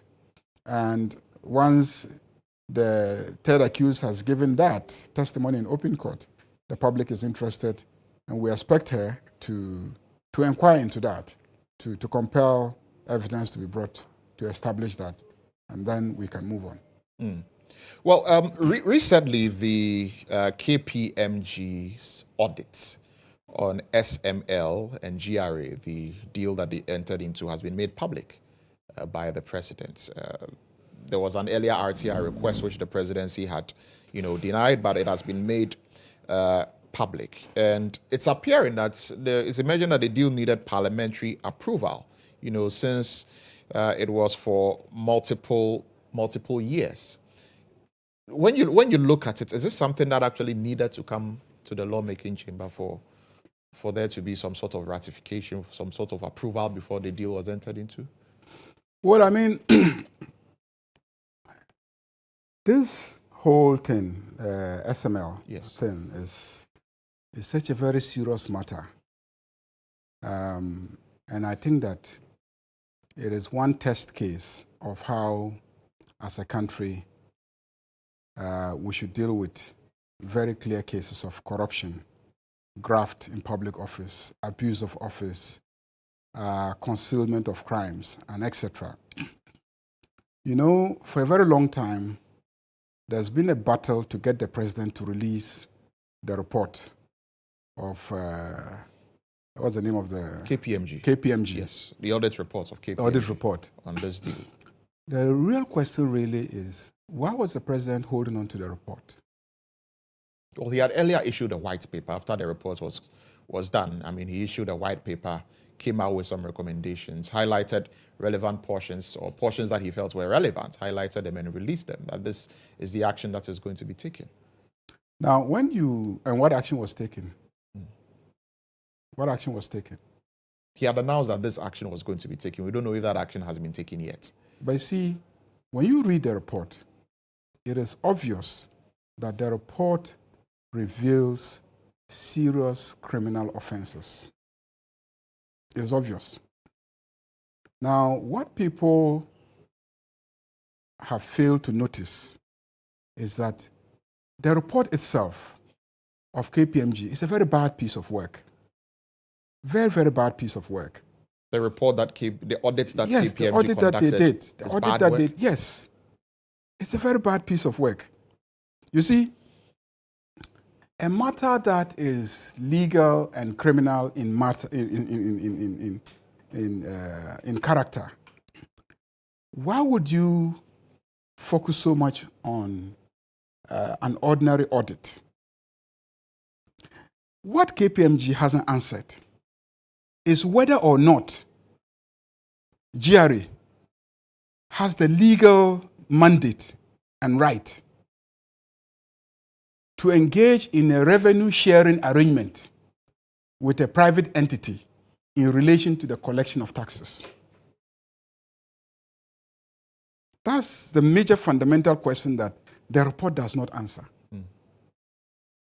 Does GRA have a right to enter into an arrangement with a private entity so that when revenue is assured and collected, they share that revenue according to a certain ratio? Do they have the right? Which law mandates GRA to do that? Which law? They should show me the law that says that we can enter into a revenue assurance arrangement with a private entity, and then when we collect the revenue up to a certain amount, then the person gets X percentage depending on the volume of revenue that is collected. Well, that's what's in the contract, right? Exactly. Yes. That's what it is. Now the question is, does GRA have the legal right or authority to do a thing like that? Because even the GRA, is that okay, to share the revenue with the state, they needed a law to say that when GRA collects revenue, it can keep up to 3% of that revenue. GRA, which is a state entity established by law, even for them to keep a percentage of the revenue, they've had to get the legislation to specifically say that if GRA collects revenue, they can keep up to 3% of it. They should show me a provision in any of the legislations that says that GRA can enter into a revenue assurance arrangement with a private entity and share the revenue with them according to any percentage that they may negotiate. That for me is the fundamental issue. And that's not something that you didn't It's not a see in simple the report. procurement matter. It's not a simple service procurement matter. Because they were not paying them from their own revenue. If they were paying them from the 3% that they are entitled to keep as a share of state revenue collected, then it would have been a simple service procurement. So they are procuring the services of somebody to help them, and then they are paying the person out of their own budget. But that's not what they are doing. What they are doing is having a revenue assurance arrangement with the person, so the person is paid a percentage of whatever increments that has been attained in the collection of the revenue. Fundamentally wrong legally. And I'm challenging any lawyer. Any lawyer, I'm challenging them to come and show me which provisions of either the Constitution or the GRA legislation or anything that gives them the authority to do a thing like that. So every money that SML has collected must be returned to the state, because it's an illegal thing that they have done, and they must return it. And so this is not a simple issue of, oh, I'm setting up a committee and the committee, I'm referring the matter to KPMG. KPMG will do a report. This is a criminal matter. This is a matter for the Economic and Organized Crime Unit to look into. Because it is a scheme by which the state has lost money through criminal conduct, perpetuated in an organized way by public officers. Clear crime under the Economic and Organized Crime Act, under the Criminal Code. So what's the clear crime? violation of GRA Act. What's the crime? A clear violation of every legislation. But this is it fraud? What's the crime? It's theft, it's fraud, it is abuse of office for personal gain if we can establish that any of the public officers involved in the negotiations are benefited from it. It's a multiplicity of crimes under the Criminal Code, under the GHOne Act. It's an offense under the GRA Act itself. Is this something you are going to take up? Well, because we had a hint from Samuel Atachia that Parliament will likely go into this matter and do their own investigations. Is it a matter that you are willing to take up, this issue of criminality in this deal that you... Oh, yeah, I'm willing. You know me, I'm willing to take it up. Unfortunately, to be frank with you, I've lost confidence in almost all the anti-corruption agencies because I have gone to almost all of them with cases, and as I said, none of them really has received any traction. If you recall, the Bank of Ghana building, yes, and all the price adjustments that took place without any proper explanation. You know that I took it to Office of Special Prosecutor. Even a few months ago, I still reminded Office of Special Prosecutor that I have this matter in your office under investigation. As we sit, I haven't heard anything. I know if I get up and take this matter and run to GHOne, whether anybody will pay attention to me. Because we live in a country under a government that has immobilized any institution that is involved in fighting corruption. So you take up the cases, you go there. After a while, they come up with some very interesting decisions that just negates all the initiatives that citizens have taken to fight corruption. But because the person who is principally responsible for fighting corruption himself has decided that he's not interested in fighting corruption. But in spite of this, will you take this matter up? I will consider it. I will consider it because for me, people are having discussions about it as if it's a simple audit issue and etc. I've read the executive summary of KPMG. I find that, just unacceptable because this is not a simple issue of auditing. This is a serious legal work that what needs about to the be done. Recommendations? What do you make of the recommendations? It's because they've gotten the whole thing wrong. They've gotten the whole thing wrong. Possible judgment debts because of the contractual arrangements. Because they've gotten the whole thing wrong, they've come out with recommendations that are equally erroneous. Because in the first place, does GRA have the authority to do what it did? Which law gives them the mandate to enter into revenue sharing arrangements based on a revenue assurance contract? Which law? Should they have come for parliamentary approval? Well, yes, because once it involves you ceding tax revenues to an entity, that's a matter that I believe Parliament will have authority to do. But they didn't come to Parliament.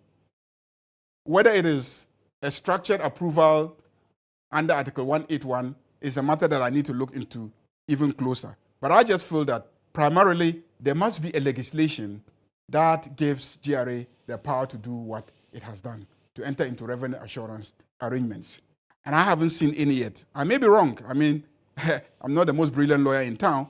I believe that other colleagues will look into it. And if I'm wrong, they will show me. Maybe I've missed out something somewhere. But I've been looking very close, and I just haven't seen it. And I've looked at the KPMG report, and even they haven't drawn any attention to any law that allows them to do that. They have treated it as a simple procurement matter, and even they have admitted that really there was no procurement in the initial stages. And then there was a ratification of service that was being rendered. And I'm even asking, the service itself, is it by law permissible? And I'm saying that it's not even by law permissible. Right. So you can't even ratify what was by law impermissible. So fundamentally, it is wrong. And so the recommendations of KPMG are, in my opinion, unfounded because they've got the analysis wrong.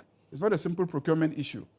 And clearly, like I said, for me, this is a very strong candidate for referral to Economic and Organized Crime Unit for them to look into. Which is and not to say that they should ratify it, they should do this, they should do that. Revenue assurance is a problem. Yes, it's a problem. It's a problem simply because the individuals responsible for it are refusing to do their work, not because they don't have the capacity. The company that was engaged to do the work, what capacity do they have far better than all the staff at GRA? All the numerous personnel that we pay every month to collect revenue. It's simply because they are refusing to do their work. It's simply because many of them have engaged in methods that assist people to evade the payment of taxes. And because the law enforcement agencies have not been able to sit up and then catch up with the conduct of such people. So it has become fashionable to do it and get away with it. Then we now redefine it as a different problem, which is that there's revenue leakage and there's etc. It's not revenue leakage. It's just the people who are responsible refusing to do their work. That's all. So this is something that you probably take up with Yoko, but you mentioned that you don't have confidence. Absolutely. You've lost confidence in the corruption fighting agencies. But you have some cases before them, right? And it's based on my experience. That you don't have confidence. That I don't have the confidence because you take up those cases and then nothing happens. You have one before the Office of the Special Prosecutor, yes, right? Yes. And recently there has been a petition which was sent to the President to have the Special Prosecutor removed. It came from Martin Amidu.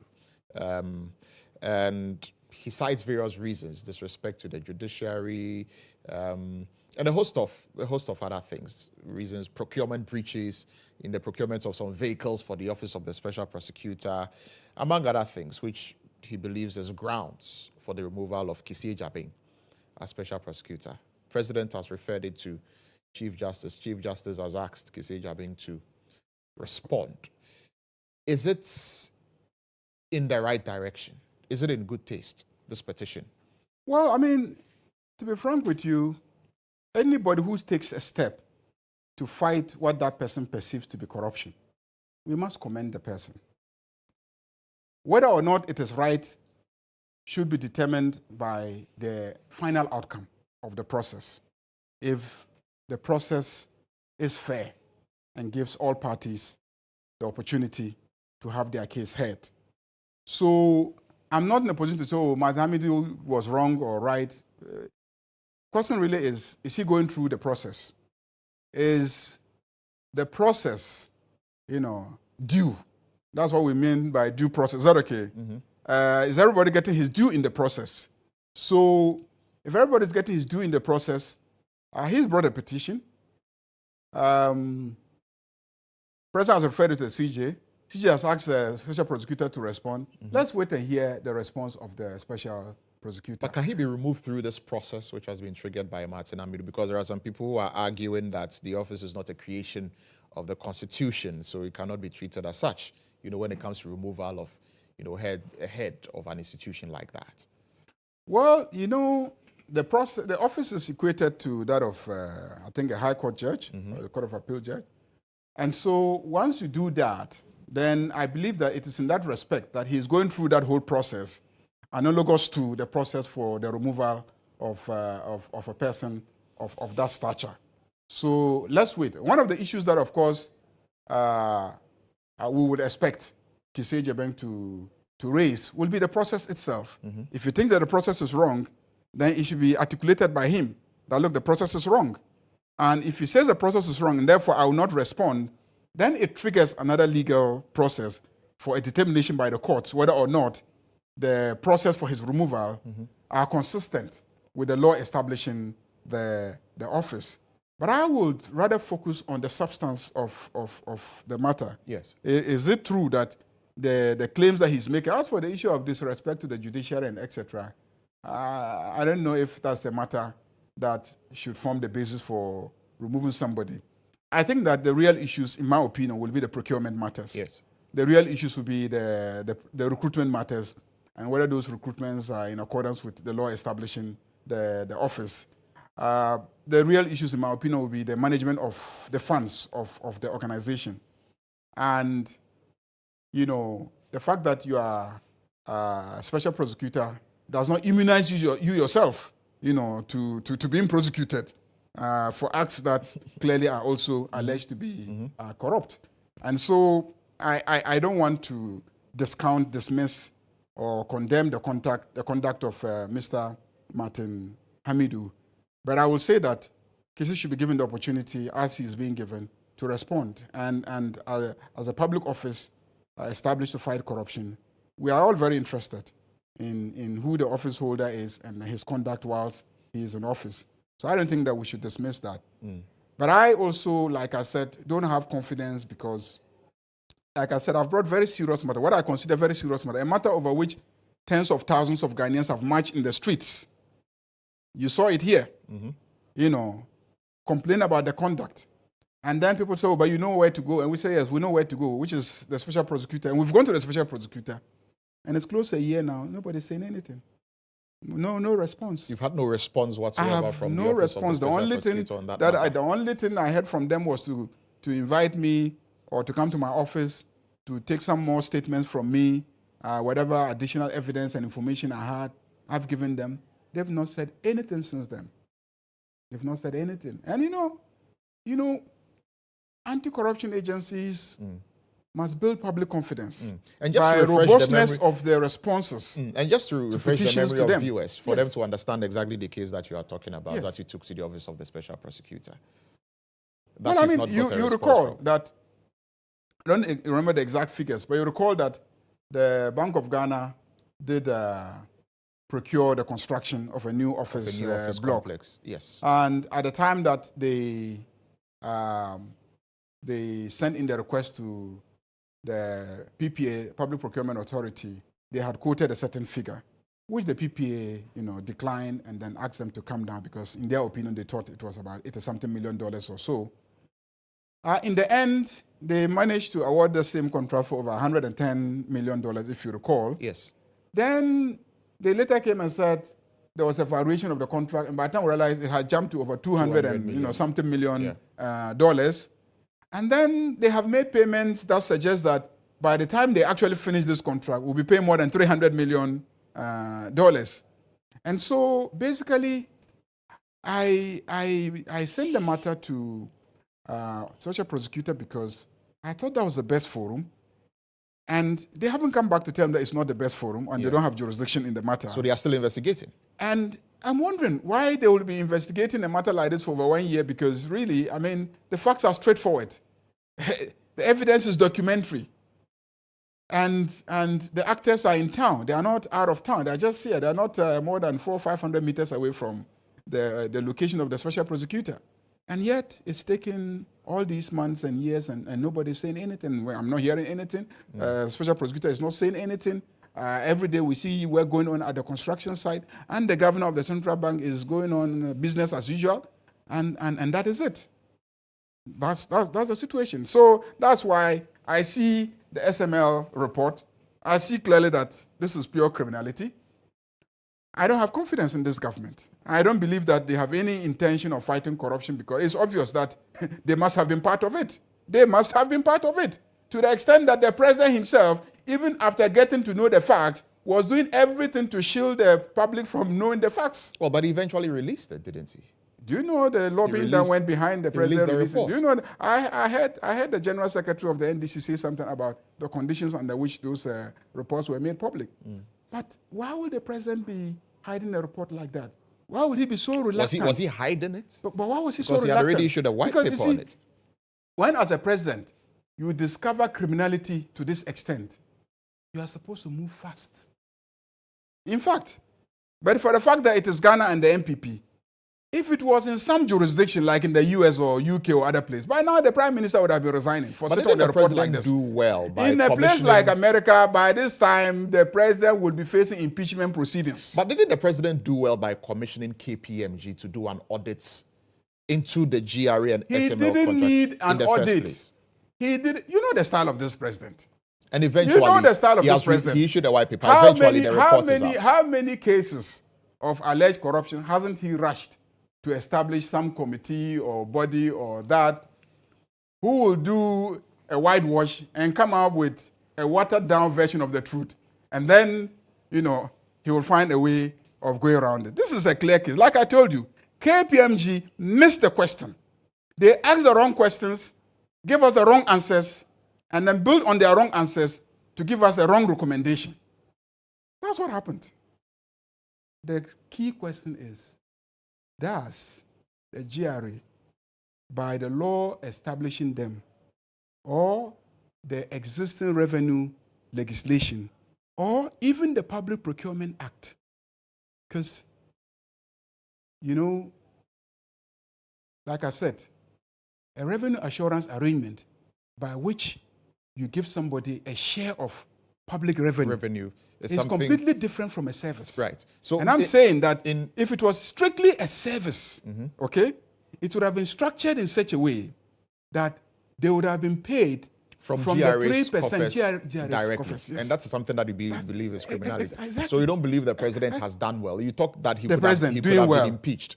Doing well. You believe that he can be impeached? This president doing well. In a clear case like this, that I as a lawyer can see clearly that he's simply trying to whitewash the situation. But you said that he's not done well enough and he could possibly be impeached. I'm saying if that it was in another jurisdiction. some jurisdiction, such a conduct by a president to have uncovered this level of criminality and yet do nothing or hide the report and not make it available to the public, and then the public has been agitating, civil society groups have been agitating, parliamentarians, and etc.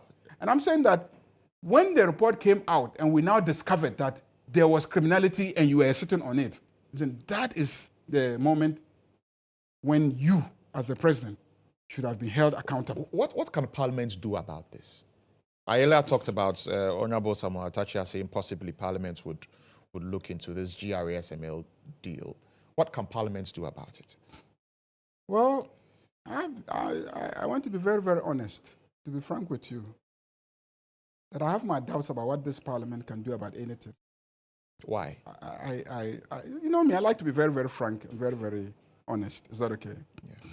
Frank, because I don't see how any of the MPP members of Parliament, who are in the majority now, will sit idly by and allow Parliament to indict either the president or the GRA leadership appointed by the president or the Minister of Finance at that time, who had oversight over that sector, also appointed by the president.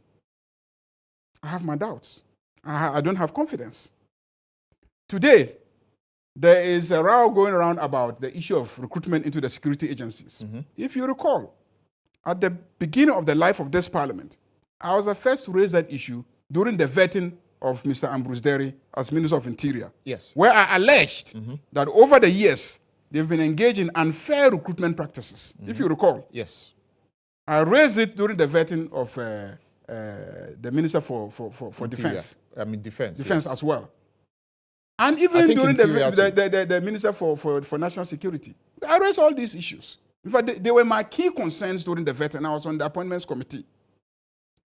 And I was told to wait. When they are approved, I should bring a motion in Parliament and let's investigate the matter. When they were approved, I actually brought the motion to Parliament for an investigation of the unfair recruitment practices, where they would run adverts, or sometimes not even run adverts, and yet we will hear that recruitments have taken place. Where even the Interior Minister admitted that he ran a first advertisement and compiled a list. And then subsequent years, he kept using the names of those who were on that list and not running fresh advertisements. He admitted that at the Appointments Committee vetting. He admitted that.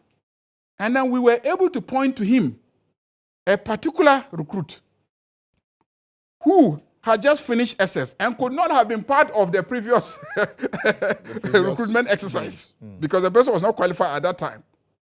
So we asked, how is it that this person has gotten in when at the time of the first original recruitment, that person was not qualified to even apply?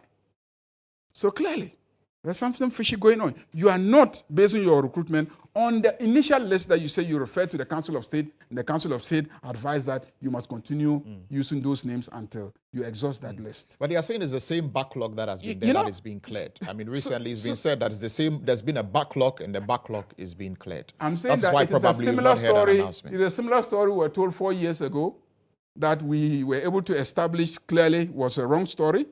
And then I was asked to go ahead and then bring a motion. And you brought I brought a motion. Do you know what the MPP did? The MPP came and said, look, we are going to bring an amendment motion so that the recruitment inquiry is not limited to the MPP regime. We want the recruitment inquiry to start from 1993. I agreed. I said, go ahead. I was in government for 8 years. I'm ready to subject my regime also to an inquiry. So let's go back to 1993. So they brought an amendment motion, up to date.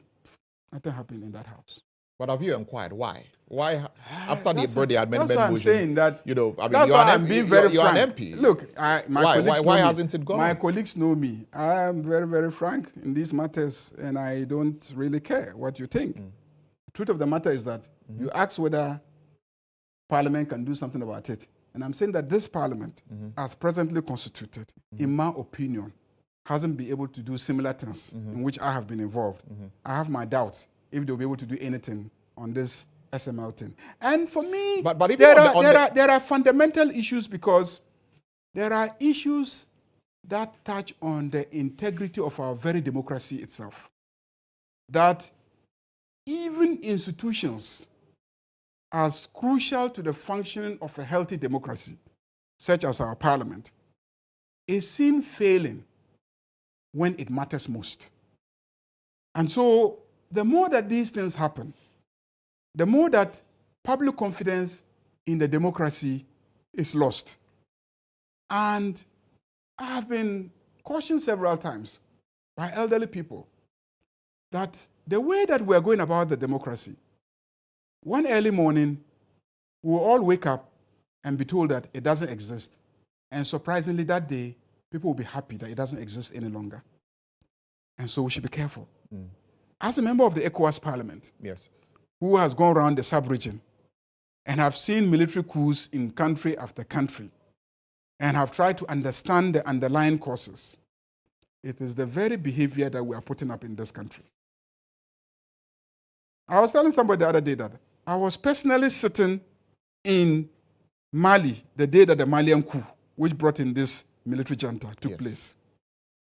And it was similarly because of the misconduct of the government and the parliament. And the ECOWAS Parliament had sent me and 3 other MPs to go and talk to them, to stop what they were doing, reverse the conduct that they had engaged in. We got there, we met them, the speaker, we said, look, this is what you are doing. It's going to endanger your democracy. Please stop it. He told us that there was no problem at all, that it was just social media, wrong reportage. In the evening, the following morning, we should come and meet him in the office, and then he will convene a meeting and we can discuss with all the political sides. In the morning when we woke up, we heard gunshots. What happened? The military had taken over. What was the reason? The conduct of the speaker. I'm telling you, I was there. The same issue you went to warn him about. Yeah, the same issue we went to warn him about, that he was telling us the night before was a non-issue. It was the very reason why the current military junta is in office up to date. ECOWAS haven't been able to get him to dislodge him. So the way that we are going about the democracy, people shouldn't reduce it to an NDC opposition minority talk versus an MPP thing. It is about the very integrity of our democracy. The president engages in the conduct, and then when people are going to talk, then one political side just comes to his defense, whether he's right or wrong. A minister does something, one political side will come to his defense, whether it's right or wrong. A government appointee will do something, one side of the divide will come to his defense, whether it's right or wrong. I'm not saying it never happened under the NDC, okay? Now, we leave elections as the only weapon. But a democracy is not maintained purely by elections. In between elections, there are mechanisms that are supposed to maintain the integrity of a democracy. If you don't allow those mechanisms to function and maintain loyalty to the political system, and that is eroded, even the elections will be of no value, because we all see elections that are essentially a vote buying exercise. That's what it has become in most cases. Who has more money? That's all. The candidates line up. We see in the primaries where some are even sharing cars to delegates. Some are sharing motorbikes. Some are sharing fridges and etc. And nobody's saying anything about it. Then it gets to the general election, and then people will not even go to the polling station unless they are given money. That's because they have lost confidence in the system. They don't believe that they are electing people who will come and manage their welfare, because they believe that there are people who are going to come and manage their own personal, appetite for public funds. But so why should they go and line up and vote for you? So talking about the other methods, apart from just elections, I mean, that's why we have a parliament, we have members of parliament. That's why I'm saying that both the parliament will have to fight to put the majority side on their toes. That's what I'm saying, that both the parliament and the other institutions, which is the anti-corruption institutions, yes, all of them are failing the people. I'm a member of parliament, and I like to be very frank. We are failing the people. You talked about a motion that you filed with regard to the recruitment, which hasn't seen the light of day after an amendment was filed. And the matter has come back to haunt us today. And another motion is being filed, to go back to 2017 recruitment. Are you saying it's going to suffer the same fate that yours has your motion become an incompetent one? Because it looks like it's no longer even advertised. There's already a motion. It's no longer even advertised. But why? It's supposed to be, right? It's no longer being advertised. So because it will be a similar motion, can your side would you support another motion? Of course, I will support any day even though you've already had an inquiry into the recruitment process, because I have held a position that the practice where politicians share the slots among themselves, some go to sell, some go to give to family members, and young people who are actually eligible, probably the most eligible, will spend their money, buy the forms, go through all the processes, waste their time going through medicals, stand in the sun in long queues hoping that they will be given a fair chance. Those young people are never given a fair chance. And we are reducing this republic to a situation where if you don't know a politician, if you don't know a member of parliament, you don't know a minister, you don't know a party functionary, essentially you cannot survive in this republic, in this democracy. Why? Why should it be so? Why should the jobs of members of parliament be reduced to go around looking for recruitment for young people? Why should that be? Instead of focusing on more important matters that will generate more wealth to the economy of the country. Why should ministers be taking, recruitment as their share and allocation of public goods and be deciding which nephew and which cousin and which sister's son they should give it to? When so many young people are there, dying, ready to serve their country in those capacities because they really want to just be a police officer. They just like being a soldier and they want to be a soldier. They just like being an immigration, they want to be an immigration officer.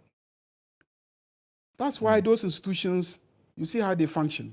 They themselves, people feel that they got into them as political rewards. Not because it's a place where you go and serve your country with dedication. And so they are at those places, and what are they doing? The customs officers, they don't do the revenue assurance properly. Because some of them actually bought their positions.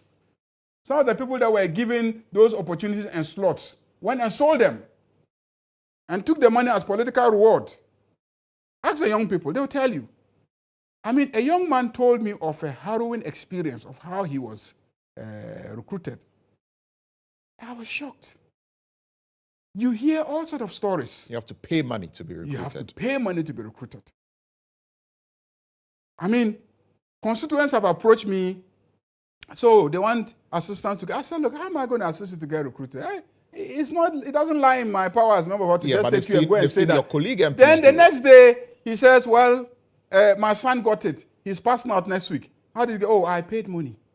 Like, you paid money to who? I said, well, it's a secret. I won't tell you. Because I know you. If I tell you, you go and say it. You get in the situation. So there's general decadence of the institutions because, first and foremost, we have politicized every institution. We recruit not on the basis of competence, but on the basis of patronage. And so our institutions are not going to be competent institutions. That's why our economy is declining. We're in a total decline. Because even the top civil servants are not the most competent people to be there. So they are not the most competent advisors to any minister. they will not tell the minister the truth because they know how they got there. And they know where the truth will send them. So ministers will mismanage public affairs. And we will be where we are today. Highly indebted, poor, struggling country, Ghana. Just 2 years ago, President Ruto was elected into office. Today, he's already at the White House. He's at the White House. Why? We've been there how many years now? Where have we been invited to? Where? People are evaluating us. You saw what happened to the PDS. You saw what Americans had to even withdraw their $190 million to assist the energy sector. See all the problems we're having today with the energy sector. Why has Doomsor come back? Not because we don't have generation capacity. We have enough generation capacity. It's because we're not able to pay for the generation. Have you lost Why hope? are we not able to pay for the generation? Because we're not able to recover through the distribution system efficiently. With all of these issues that you raise, you mentioned you've lost hope in the anti-corruption agencies. You don't have any hope in the presidency and his resolve to fight corruption. Have you lost hope in the country? We're actually in a hopeless situation. No. To tell you the truth, we are in a hopeless situation. We are in a hopeless situation. Can nothing be done about it? Excuse me to sound political at this stage. Because we have left Ghanaians with elections as the only tool for potential correction. And I'm using my word advisedly, for potential correction. Is that okay? Because we've left Ghanaians with election as the only tool for potential corruption, it seems to me that the only way out is when we vote the government out and bring in a new government. But then, when we bring in a new government, we must maintain the struggle to ensure that even that new government does the right thing. So, hopelessness, yes, we're in a hopeless situation. There's no doubt about that we're in a hopeless situation. Ghana is in a hopeless situation. Ghana is in a hopeless situation. It's obvious. It's obvious that we're in a hopeless situation. I mean, go out there and just ask the young people whether they have hope. And they don't have it. The secretary to the president recently, I don't know how true it is, but recently I read it in the news media, that even he had to caution the Canadians to stop giving too many visas to Ghanaians. Why? Why do you think Ghanaian young people are running to the cold, leaving their fine weather and, you know, but he's refuted beautiful environment here. Asante Bediatu has refuted that publication. He says it's not true. I hope it is not true. He said it's not true. I hope it's not. But that doesn't cancel the fact that when you drive around the foreign missions here, the length of the queues that you see, the number of young Ghanaians, skilled, qualified, capable of contributing enormously to the generation of wealth that could be shared, are all running out. So, I mean, you said there is no hope, but you say we've made elections the potential tool for correction. Yeah. Do you have confidence that in these upcoming elections it will be free and fair? You have confidence in the EC to conduct a free and fair elections for that potential correction? Again, very briefly, because we've run out of time. We have to wrap up in 2 minutes. There again, you see the Akufo-Addo style. If you recall when he was appointing the members of the commission, people raised objections to some of the members on the basis that some of them were known activists of the NPP, you know, card-bearing members, known activists who people said, look, we can't have a free and fair elections with a character like this presiding over that election. He ignored that. He appointed them, you know. So it is the basis for the speculation and the fear as to whether or not a commission like that can be trusted to be free and fair. The commissioner was my senior at law school. I know her. I believe she'll try her best. What the Supreme Court did the last time, refusing to allow the chairman of the commission to testify in relation to her own results, which were public records, okay? For me, set a very dangerous precedent. So again, I think that has corroded the confidence that people have in the Supreme Court as an arbiter, even if, you know, there's an issue in relation to the result. And again, you see... Do you not trust the Supreme Court to do a good job if it comes to that? That decision to say that NDC, you must go and bring your copies of the results. Otherwise, the matter ends here. When you know that the commission has copies of the results, even if the NDC doesn't have copies of the results, the commission has copies of the results. In the interest of justice, you must let them bring it. There must be transparency. You must rule on the basis of facts. Right. So I will say that we'll do our best with the laws that are. I keep telling people that no matter what you say, we have very good laws. It is the human beings implementing the laws that have always been the problem. But we have very good laws. Right. So if we insist on the laws and follow the laws strictly, we might be able to make some progress. Okay, very well. We'll have to end it here, Honorable Ayariga. It's been a pleasure having you here in the studio. Thank you very much. I'm grateful that you joined us. Thank you very much.